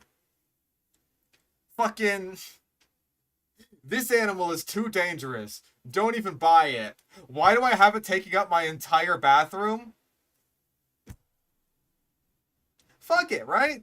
Even buy. Let's go ahead and see this guy. Yo. And that's it. It is a baby dwarf caiman. Don't get anywhere near this. It's gonna attack you and kill you. It's too dangerous. Don't even. It's a baby dwarf caiman. Yo. And yeah, like, oh, this is too dangerous. Don't buy it. But we're gonna list the price of it anyway if you were to buy it, which is $2,000. You see him, bro? Look at him. Yo, wait. Yo, he might be dead. He's not moving. Oh, he's dead, bro. I think he's dead, bro. Yo. He's not dead. He is not dead. Yo, he is looking at me weird. Oh. It moved like an inch. Oh gosh, bro. Guys, if you know what type of alligator this is, please. Yeah, I'm pretty sure that is a... Actually, is that a dwarf caiman? It might be. Hold on. I had to sneeze. Me sneezing was probably scarier than anything in this fucking video. I think dwarf caimans have, like, orange teeth.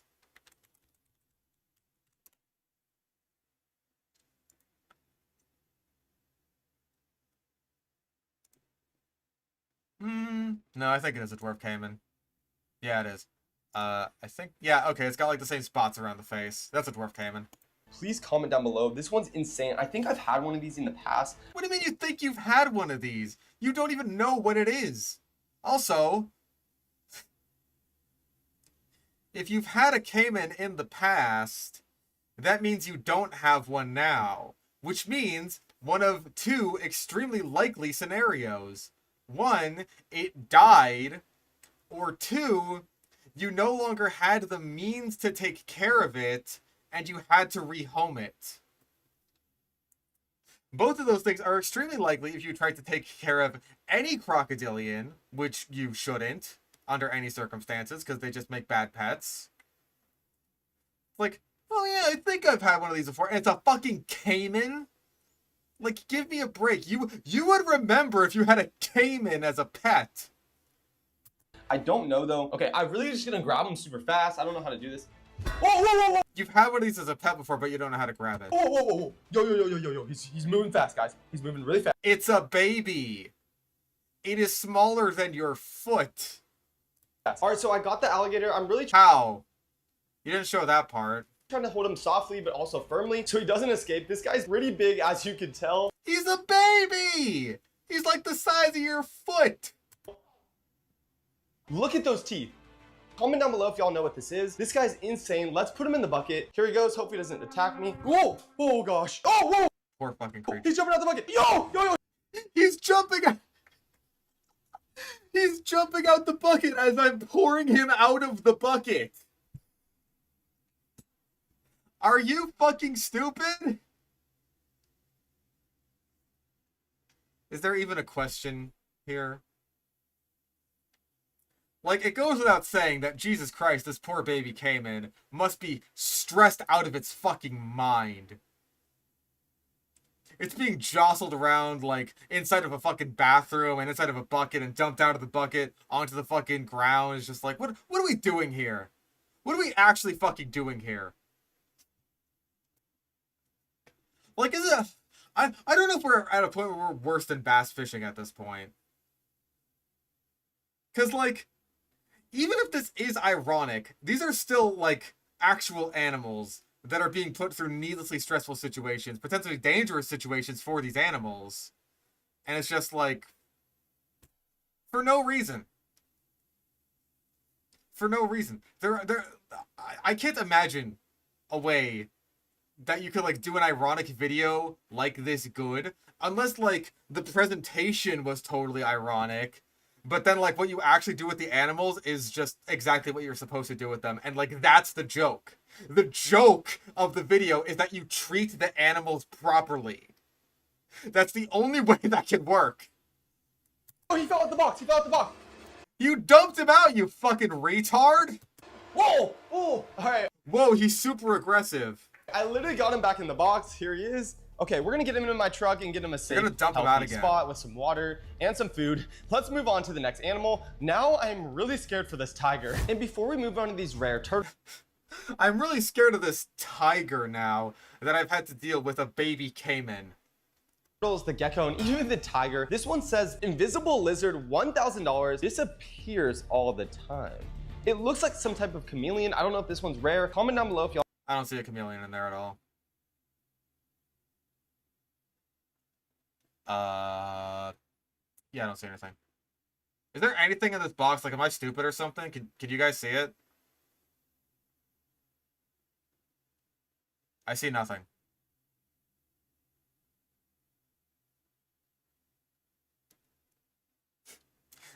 Okay, to end the bit, that looks to be a veiled chameleon, which is like the most common chameleon you can buy, I'm pretty sure. They're like $30, I want to say. Y'all know what this animal is. This is a really small tank for this guy, so I feel super bad. We gotta get him in something bigger. Well, you shouldn't have put him in there then. Happy and healthy with a mister, a heater. I'm gonna make the most amazing home for this guy. Let's get him out. Whoa. You say you're gonna make the most amazing home for him, but then you never show that process, which, like, there is an entire genre of YouTube videos that are just based around, like, making homes for reptiles and stuff, and it's so weird that these sludge goop channels just they don't want to capitalize on that. It's so bizarre. It's like, it's not that difficult. I learned how to do it pretty quickly. I've done that with a 180-gallon fucking tank here. It's not that difficult. If I can do it, you can. It took like really mostly just a few days of work compared to, like, how much effort it must take to buy all these animals, get them in all these different cages, set up in all this different crap. Like, it's not easy or cheap to buy a fucking caiman. But, like, you could do it, and you could, like, that's the other nice thing, is you could stretch that concept out for as long as you fucking want. You could make so many different enclosures. You could make so many. Like, over the course of years and years and years. And you don't even have to keep all of them. You can give some of them away. And, like, if you make enough money off of the video, that would pay for itself. You could give them away or, like, sell them to people or, like, take commissions like Serpa Design does. Like, fuck, dude. There is a way that you can, like, basically farm animal content and have it be totally ethical but they just don't do it. It's so fucking bizarre. And it would arguably, like, take less effort, and you could get more content out of it. Oh, guys, this guy's insane. He's literally camouflaging as we speak. No, he's not, by the way. So chameleons don't change their colors in order to camouflage. That is a very common myth that is perpetuated by things like cartoons and shit. Like in Tangled, you got like the little chameleon that just changes its color to match the surroundings of everything around it. This one seems to be turning kind of pale. I think it's got a little bit of shed around its veil there. Yeah, chameleons change color in response to things like temperature changes or in response to their mood changing. Like, if they turn really dark black, that means they're super fucking pissed off. I don't know if this one's turning black just yet, but I would be very concerned about this chameleon, just because chameleons are very fragile pets. They're very fragile. For a parody of this slop, one may cut to an obvious plush prop that's manhandled comically poorly, then cut to it being fine, or a replacement animal. That could also work. Like, as long as what you're doing doesn't involve an actual fucking animal. Like, I have seen some videos do similar things to that. Like, Leafy Street, I think, will have, like, little bits where it's like, oh, I got the box of my animal, and he, like, kicks the fucking box around, even though it's obviously empty, but, like, that's part of the joke. Like, that's fine, right? That's a cute little joke, which is like, it's a little bit of shock jock humor in your animal video, but it's ultimately harmless at the end of the day, which is the only thing that matters. Thinking he's definitely super scared, but let's move on to the next animal. Now it's starting to Fish turn black. room, do not touch, will bite hand, clean off. Good Let's job. just go right You can into it. read Here's it. the tank right Wouldn't have here. guessed. Is that mud? If there's This is something that Bass Fishing Productions also fucking loves to do, is like, anytime he's got to like sift through a big sort of pond of muck and scum or whatever, it has to be like basically completely opaque, right? It has to be completely opaque. You can't actually see anything in there. He seems to have gone the extra mile on this. Like, I right have into to it. look Here's at this the again. tank right here. Is that mud? It almost looks like he sprinkled substrate on top of this. That is not just dirty brown water. That is like, I want to say he's like sprinkled some substrate on top of it. Like, just to make it even more opaque than it already would have been if it was dirty as fuck. Like, Bass Fishing Productions has this shit down to a science, where it just looks completely opaque. Calling this man the R slur is an insult to the cognitively impaired. It probably is. You're right about that. That's not dirty water. It's watery dirt. Mud? If there's an alligator in here, bro, I swear, that looks like an alligator would be in here. African killfish, $900, has killed 75 people. We gotta get them out. And Again, he just plays it totally fucking straight. There's no humor to be gained here. It's just like, yeah, this fish, kind of freaking kills people. get them into our nice fish tank where they're happy and healthy without getting our hand bit and cleaned off. Let's see what happens. And I'm honestly scared because I don't know if something's gonna bite And again, you know the fish is gonna be like this fucking big. me in here, but let's go ahead and just start scooping them out. This was a net that was for sale at the front, but I just kind of opened it, but I'm gonna just say that's included in our animals, but bro, this is sketchy, bro. Yo, something's in the net. Yo, it's jumping out. Yo, You let it jump out, you fucking dingus. it's a giant creature, bro. What is that in the net? Yo, I don't want, oh my God. Yo, whoa, what is that thing? Look at the teeth on that thing. Zoom in on that thing's teeth, bro. I don't think those are its teeth. I think those are its barbels, because I am pretty sure that's an arowana, if I'm not mistaken. I'm not the best with fish. Yeah, I think that's an arowana, or at least some kind of close relative. And again, tiny. Yeah, silver arowana. That's a dead fucking ringer. It's a baby. Little baby. Little baby arowana that can fit inside of a critter keeper. Is that an arowana? Guys, I think we just got a giant rare arowana. Okay, so arowana can get giant, as can be seen. That is a type of arowana. That's a baby. You know, it's not the size of the arowana that counts. It's how you use it. But you can really tell that this guy is just like, he's desperate for the kind of like the same sort of vibes as Bass Fishing Productions, right? But he's like budget Bass Fishing Productions. He's like, I'm not gonna get anything that's actually big. Or like the fish guys, right? Like that's another sort of slop channel that does the same sort of thing. It's great value Bass Fishing Productions. Like, what a title to have. I'm pretty sure these are worth like $300. This is definitely a good find. Let's keep scooping and rescue all these fish because the time is on the clock. This water is disgusting and there's no oxygen in here. All right, bro, I think I got one in my net. Well, I mean, it looks like there's a tube going in there, which probably leads to some kind of air stone or sponge filter, so there might actually be oxygen in there, but I'm going to guess that you turned it off so you could keep the appearance of all the muck and slime in there. Is there one in there, bro? Wait, what's that right there? There's something gold right there. Yo, is he dead? Let's put him in the fish tank, hurry. No. Oh, no, he's still alive. Yo, what is that thing? Yo, is that a bass? Yo, it's a peacock bass. I'm pretty sure these are like literally in Stop touching it. Oh, yo!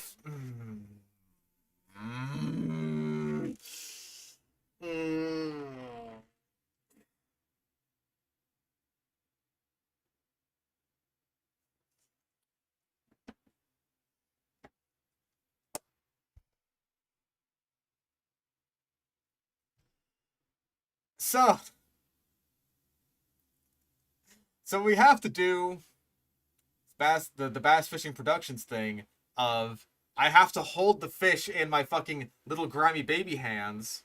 I am Patrick Star Touch, but he clearly doesn't have the technique down. Because he tried to touch the fish and it immediately vaulted itself out of the water and slammed itself right down onto the hardwood floor. Yo, okay. Guys, we literally just got a peacock bass. Look how cool this guy is. Oh my gosh, this is beautiful. Okay, let's put him You can see him like kind of like motioning towards the cameraman there, like, yeah, you listen, whatever, that wasn't scripted. Just get this fucking thing on camera. The kids love this shit, right? Into the bucket as fast as we can. As fast as we can. Guys, we need to get this fish into the bucket as fast as humanly possible. As I'm holding it over the bucket. Like, we are literally on the clock. Fish are jumping out of things. This is insane. Let's rescue these fish as fast. Guys, we need to get this fish into the water as fast as possible. Now that the fish is in the water, we are on the clock. We need to get all these fish out of this dirty brown water as fast as humanly possible. As possible. Oh, I think I got one, bro. And we have to say that in between every single fucking fish. Bro, yes. Look, it's white. What is that? You see him in there? I assume it's a fish. Whoa. Oh gosh. Oh, I lost him. Dang it, bro. I just lost him. Okay, I got him back. Yo, dump it into the bucket. Bro, that's beautiful. But again, we have to hold it in our grimy little baby hands. We have to do that for, I don't know what kind of fish that is. Is that a cichlid? I don't know. I'm not an expert. It looks like an albino of some kind, which is probably why he bought it for the video, because albinos just, they activate people's neurons in the same way that, like, saying the amount of money does. Because, like, albinos are meant to be rare. Some albinos are ridiculously common, like albino chordate, which I have, like, 3 of. That you get them for, like, $6 fucking bucks or something. They're really not expensive at all. Yeah, it's kind of like just the equivalent of IRL shiny Pokemon. It's like, ooh, don't mind if I do. But, like, in the same way that you can kind of just, like, get a shitload of shiny Pokemon if you know what you're doing, you could do the same thing with albinos. Like, you could just Pokeradar a bunch of albinos, and now you have, like, a whole strain of them, more or less, where it's like, it would be hard to breed these out of being albino. But, it's the same thing. But it's very attention grabbing. It's like, ooh. Oh, yo, okay. Oh! Dude, you got me. Oh, look, I'm bleeding. No, you're not.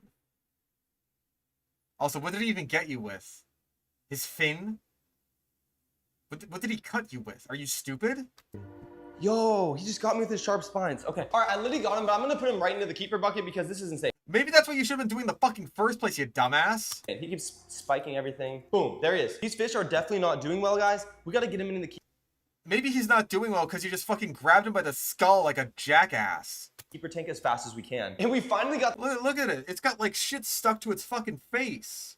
the last one. This one took like 10 minutes to get, but he's literally in my net. Whoa! He knows it's the last one because those are all the fish he put in there. Whoa!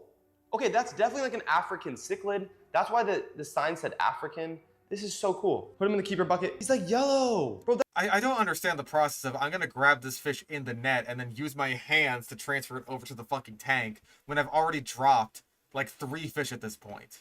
that is so sick. Now I'm literally covered in, I don't know what this is. It's probably poop, but let's move on You know exactly what it is because you dumped it in there. to the next animal and go to this tiger. And now before we move on to the tiger cage, which I'm super excited about, I want to see what this rattlesnake He's mentioned the tiger like 50 fucking times in this video. cage is about. It says rattlesnake 150, be careful, gets loose. So I'm not really scared of snakes. I don't care. Yo, you took the top off, bro? No, call the guy, bro. Call the guy. Oh, no. Like most scripted fucking moment ever. Like, give me a fucking break. Bro, I'm not scared of snakes, bro. I'm not.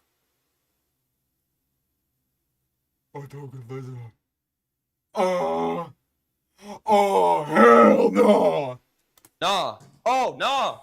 Oh, no, bro. Guys, the rattlesnake has literally gotten loose in this house. Okay, let's go on to this one. It is a constricting python. Don't get close to neck. Okay, it can literally choke your neck and kill you. That's great. As you can see right here, it's a ball python. At least he knows what a ball python is. But like he didn't know that as soon as he glanced at it. And he was just like, again, he took the sign completely at face value. He hasn't learned his lesson from any of these fucking signs. Where it's just like, oh, this is all bullshit, isn't it? Like, if you wanted to pass this off as real, in any capacity, it would just be like, oh, well, all these are totally harmless, so I guess this guy was a fucking scam artist. No wonder his business went under. That's what I would do. These are super popular. I've literally had one of these before, but hey, this is super cool. I definitely like ball pythons. I'm gonna Where's your ball python now? Because those things I want to say can live like 10, 15 years, and you're at least 10 or 15, or I don't know, maybe that's just the age range you date in. take them out. As you can see Judging by here, your this is mustache. literally a ball python. This is a really big one. I've never had one this big. This is super cool though. Okay, so it died then. It died when it was young. As you can see, he's already balled up, super scared right here. Look at how cool that face is. These kids still bite you though. Look at this pattern. This is just such a beautiful snake. This is I think that's just a wild type, which like I feel like these slop channels, they know their audience, right? Their audience is not people who actually know anything about ball pythons or morphs or anything like that. Because if it was, they'd get the expensive ones. They'd get the really vibrant looking ones. But instead they just got like the regular wild type ones that you can get at Petco for like, I don't know, $50 or however fucking much they cost. And it's like, that's it. And then people are gonna be like, the little kids are gonna be like, oh my god, it's the snake. Yeah, that's the snake. It's scary. Yay. Like that, you know, like how kids sound. So yeah, like that's why they do the albino thing, because it's like it's rare, but only if you like, you know, don't know all that much about breeding these things, assuming like it's a very easy thing to get in albino. Or it's just like, oh guys, it's this super dangerous snake, and it's like a wild type ball python, which is like one of the easiest semi-large snakes that you can get. Like large compared to say like a corn snake or a garter snake or something like that, right? Like it's very easily visible to a small child and very easy to handle. I think this ball python is being a little bit like kind of scared right now, probably because it was just put into this little shitty critter keeper like 5 minutes before this filming started, and he's just like, what the fuck's going on? I'd rather not be here. So he's just kind of curling up into a big ball. That's what they do as their primary defensive display. Sam is the Aenosir of pet store owners. Yes. I don't understand that reference, but yes. This is super cool. Let's get him into our truck and get him an amazing home back at the house. And just before we were Poor little snake. walking over to the tiger, cat, big cat, Again, we have to keep mentioning the tiger every single time, otherwise the kids might get bored and click off of this video. venomous cat enclosure, we saw Also, once again, we have had one venomous animal this entire video, and it was the tarantula. And it was just a regular pink toe. a gecko. We forgot to open this gecko up. This looks insane. It says, rare gecko, $250, will bite if taunted. Oh God, okay. Let's literally put this right here. Whoa, whoa, whoa, he's really fast. Whoa, he's literally licking me. And it is a regular crested gecko. I'm also pretty sure that is, once again, a wild type.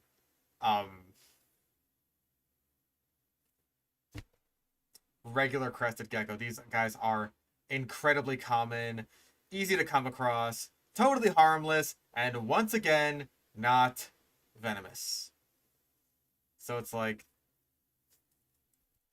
if you paid like $250 for a regular wild type crested gecko, you have been ripped the fuck off. It's very cute though. It's a very sweet little lizard. But hold on, let's go on Morph Market and see what we can look up here for crested geckos. Like, yeah, crested geckos. I think crested geckos are honestly starting to become so popular. They're starting to, like, outcompete leopard geckos. Look at, like, this is the 4th most expensive one on all of Morph Market. And it is $250. And you can definitely tell, like, this is a unique pattern that was absolutely bred for. He's got, like, little freckles on him. It's very cute. Yeah, like, the spots thing, that's bred for. Ink Blot Dalmatian. This one looks pretty cool. Oh, wait, no. Hold on. That's just default sorting. Let's sort by highest price. Oh, my God. Okay, never mind. Never mind. There are some freaky deaky ones there. Holy shit. That one's almost translucent. Bro,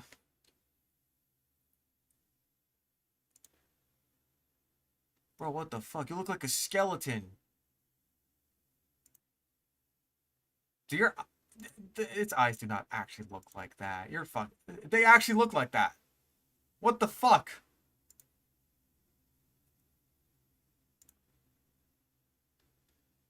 My goodness. Okay, let's see like lowest price ones, right? Like 30 bucks. 20, 30 bucks. I mean, this is plus shipping, right? Like, you could save a lot more money by just going to a pet store or something. Are these scaleless, actually? It says Super Fire Leucistic. No, it's got scales. I can see it. It's just like leucistic with a little pattern on it. I don't know if there are scaleless ones, actually. Are you scaleless? No, you've got scales. You're just like a little baby. Yeah. That's like, this like just hatched. It's still got like amniotic fluid all over it.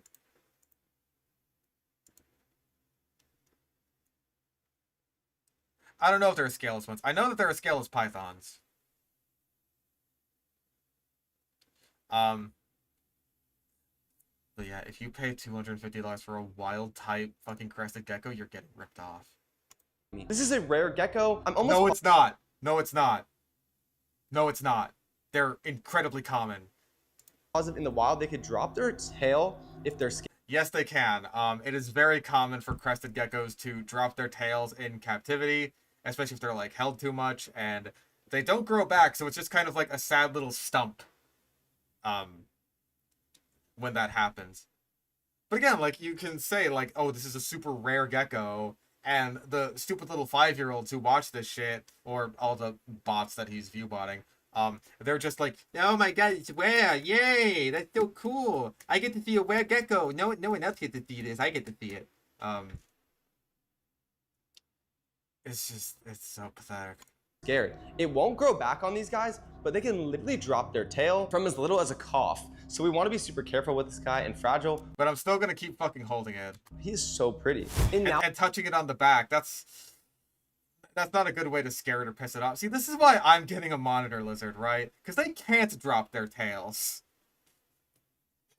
They can't do that, which is very good. Like, if I ever, like, in any situation need to touch Zuko, I'm so fucking nervous that he's gonna drop his tail. I'm so fucking nervous about that. Because, like, alligator lizards, whenever I see alligator lizards out in the wild, and hell, even when I found Zuko, they at least have part of their tail dropped.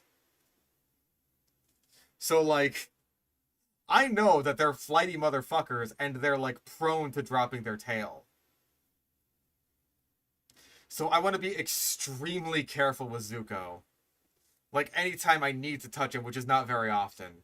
I haven't really brought him out ever, like... God, I don't think I've brought him out for the camera in, like, months. I know I tried to hold him, semi-recently, and he, like, freaked out and jumped into the water bucket that I used to, like, hold all the water for his misting system. That one right there.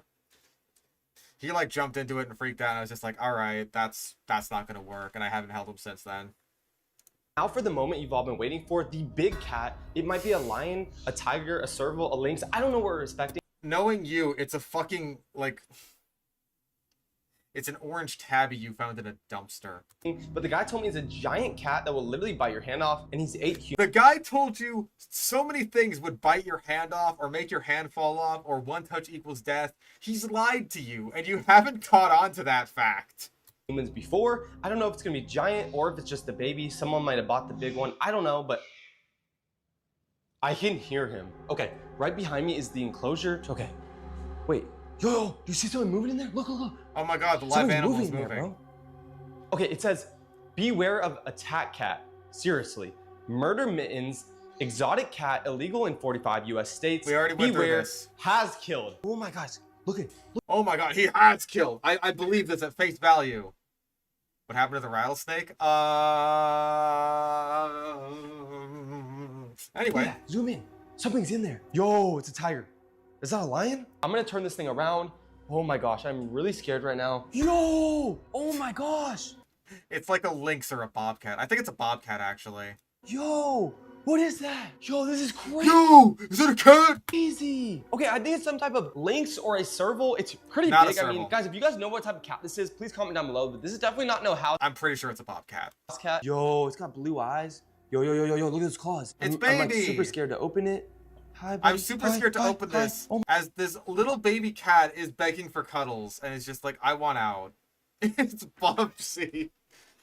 What could possibly go wrong? Oh my gosh, can I hold it? Yo, oh my gosh, look at this thing. Okay, probably don't my gosh. hold it like that. It's squirming a bit. It probably doesn't like that. It wants pets. It wants pets. It wants attention. It's a baby. It's probably been separated from its mother, which is great. Fantastic. What could possibly do bad? Huge. Look how big it is. Yo, why is he chill though? Whoa, he's got some... He's a baby. He's a baby. Like teeth though. He's wagging its tail. I'm definitely bringing him home. Maybe he'll go to a rehab facility, or maybe he will be our house pet. I don't know. This is so cool. And that was absolutely insane. He picks the sweetest, most docile animals, and then he just, like, gets jump scared by them at every fucking opportunity. It's so fucking awful. And I'm literally shaking. We got ourselves a giant big cat. I've never had one before. Bobcat. This might be the start of our big cat journey. Comment down below if we should get a lion, a tiger, or what even is that? A lynx? I don't know. It's a bobcat. But it is awesome. Let's move on. Yeah, where did he get that baby from? A fantastic question. Who knows? I have no idea where these people get these fucking animals from. Like the fucking fish guys who put a baby monkey inside of their shitty fucking vending machine. Where do they get that monkey? Where do they get these things? Like, I don't go looking for stuff like that. I don't even think they sell mammals on Morph Market. No, they don't. Where do you get that? Onto these rare turtles. Rare turtles, 500 each. Only found 5 times ever. That's insane. These are super rare. Takes at face value. Then, as you can see here, there's one here and a little baby one there. This one's huge. Okay, whoa, he's got really sharp claws. Bro, this is crazy. Is that a redfoot? I think it's like a redfoot tortoise. I find, like, listen, from the perspective of someone making a video, why would you end off on the tortoises instead of the cat? Right? You're building up to the tiger this entire fucking video, and then what you end off on is tortoises, which seem like pretty standard tortoises that you could just, like, buy anywhere. I'm pretty sure redfoot tortoises are super common. This looks like some type of, like, African wood turtle. As you can see, oh, ow, ow, ow. Yo, he's got sharp claws. Yo, yo, yo, yo. Again, super placid, docile animal, but it's like touching him a little, and so we have to be like, ow, ow, ow, my, oh, he's scratching me into my hand with his sharp claws. I was like, what are we doing here? He's got me, bro. Yo, help me. Oh, he's got, okay, yo, I didn't know turtles. You're doing that to yourself. You're doing that on you're like pushing the turtle into your hand so you can make it look like he's grabbing you. Pull away. You got the turtle by the back. He's got you by the finger. Do that. But you're making it look like you're he's a mime. You're just like, whoop, whoop, whoop. Wow, that's so crazy. Did you see how I pulled myself away with that rope? I don't even think I did that right. Heart like that. Okay, he's gonna make a great addition to our other turtles. We have sulcatas at the house. Is that a redfoot? I'm looking it up. Is that a redfoot tortoise? I think so, yes. I think so, yes. I'm pretty sure this is a sulcata. Yeah, this is literally a baby sulcata. We literally have these, but a little bigger. So yeah, sulcatas get pretty goddamn big. You pretty much need like a yard for them. They start off as babies and they're very cute like that. That could also be a Russian tortoise, I'm pretty sure. They also are very commonly sold as babies. That could be a lot of different kinds of tortoise, to be perfectly honest. I'm just very confused as to why you're ending off with tortoises. These will make a great addition to our home. Also, once again, not venomous. This is so cool. And that's a wrap for all the animals. This was absolutely insane. I've never done something like this before, but I'm definitely gonna be doing it again. So stick around if you also want to see all these. So, in this venomous pet store, we had a grand total of 1 venomous animal. You know what? I'll be generous. The rattlesnake that escaped. That one was also venomous. You got 2 there. Even if you want to stretch the definition, like, oh, Sam's toxic pet store. 3 with the frogs, which even then are only toxic in the wild. That is me being as generous as humanly fucking possible. In actuality, you had 1 venomous animal in this entire venomous animal store. Most of it was honestly just like mammals and shit, which is weird. Like, I guess it's not weird because mammals are incredibly marketable, but like, what the fuck ever, right? Sweet merciful Christ, that was awful. But are we even surprised at this point? There is an entire genre of this fucking sludge on YouTube. And I feel like we've just hit the tip of the iceberg. There's gotta be so much more animal abuse garbage than just this. No, of course he wouldn't have gotten a rattlesnake. Like, again, it's like Bass Fishing Productions. He wants the illusion of danger, of excitement, when really it's all a bunch of harmless shit.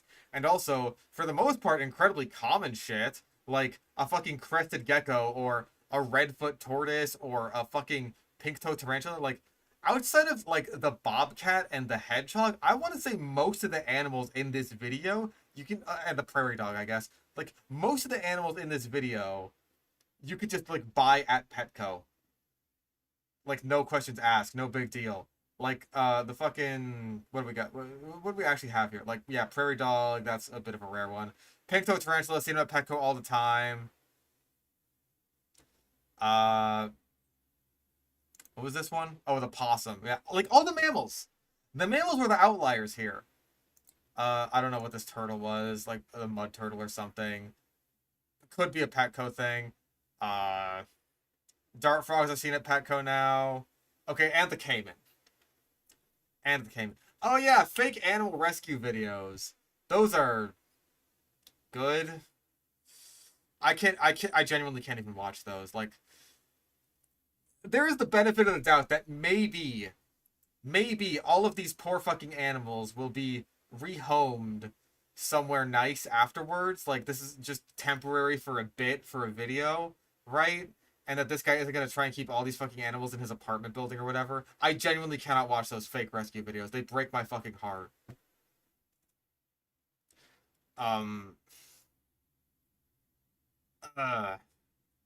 Fake body cam thumbnails. What is Americano doing? Now that, yeah. Why is she sunbathing inside the interrogation room? Why? This is what Americano gave up his top 20 videos for. For this. It's just flour, man. He forgot the police body cam was on as he was in the... What is this? What are we... What is this? It's fucking... Ha ha! Slaves!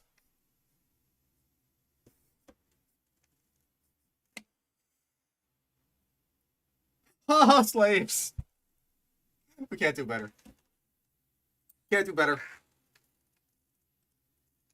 Also, what the... Yeah, they're my girlfriends. Yeah. You know how it is. I didn't know they made a YouTube video about monkey.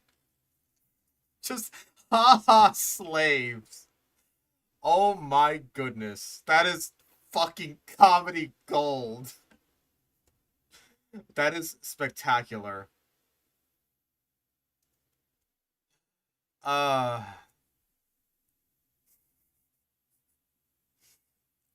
Oops, you die.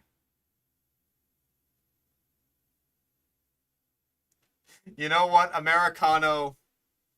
You made the right choice. No, I saw this guy. I saw Monkey with his 2 girlfriends. They're my girlfriends. Times are tough. You know, the dating apps, they're not as accurate as they used to be.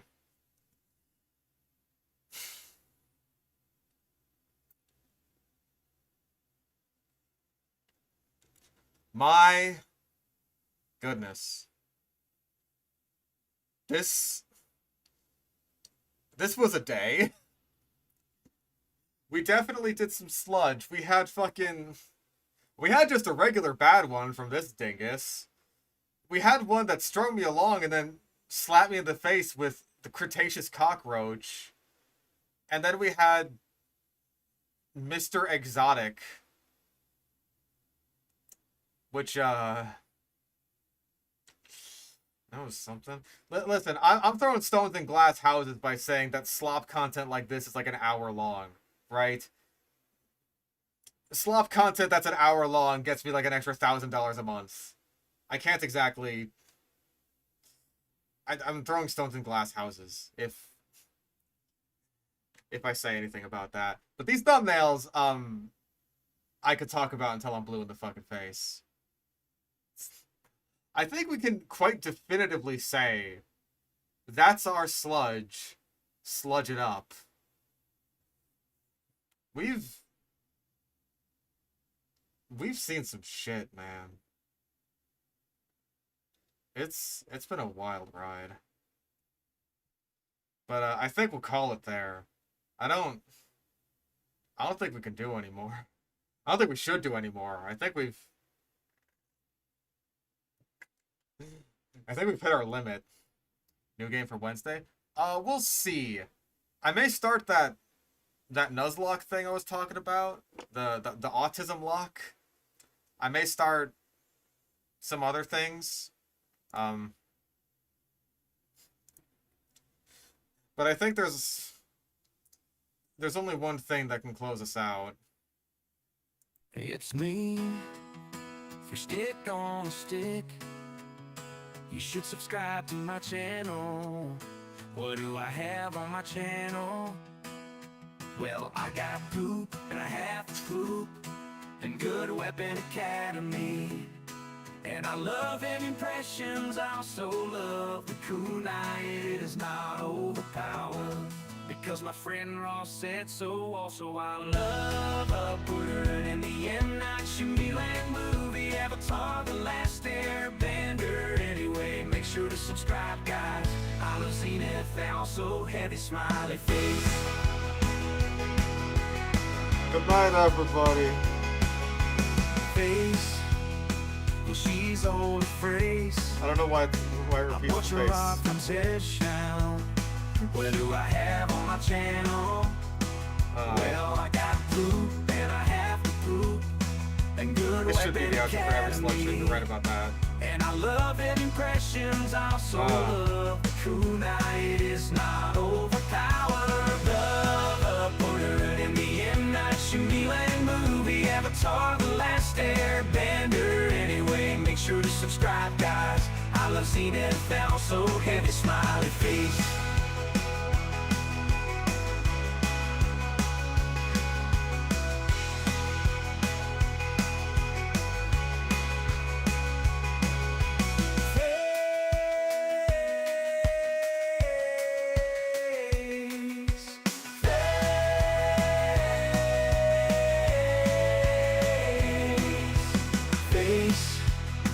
She's old face. I watch her off on Zish now. What do I have on my channel?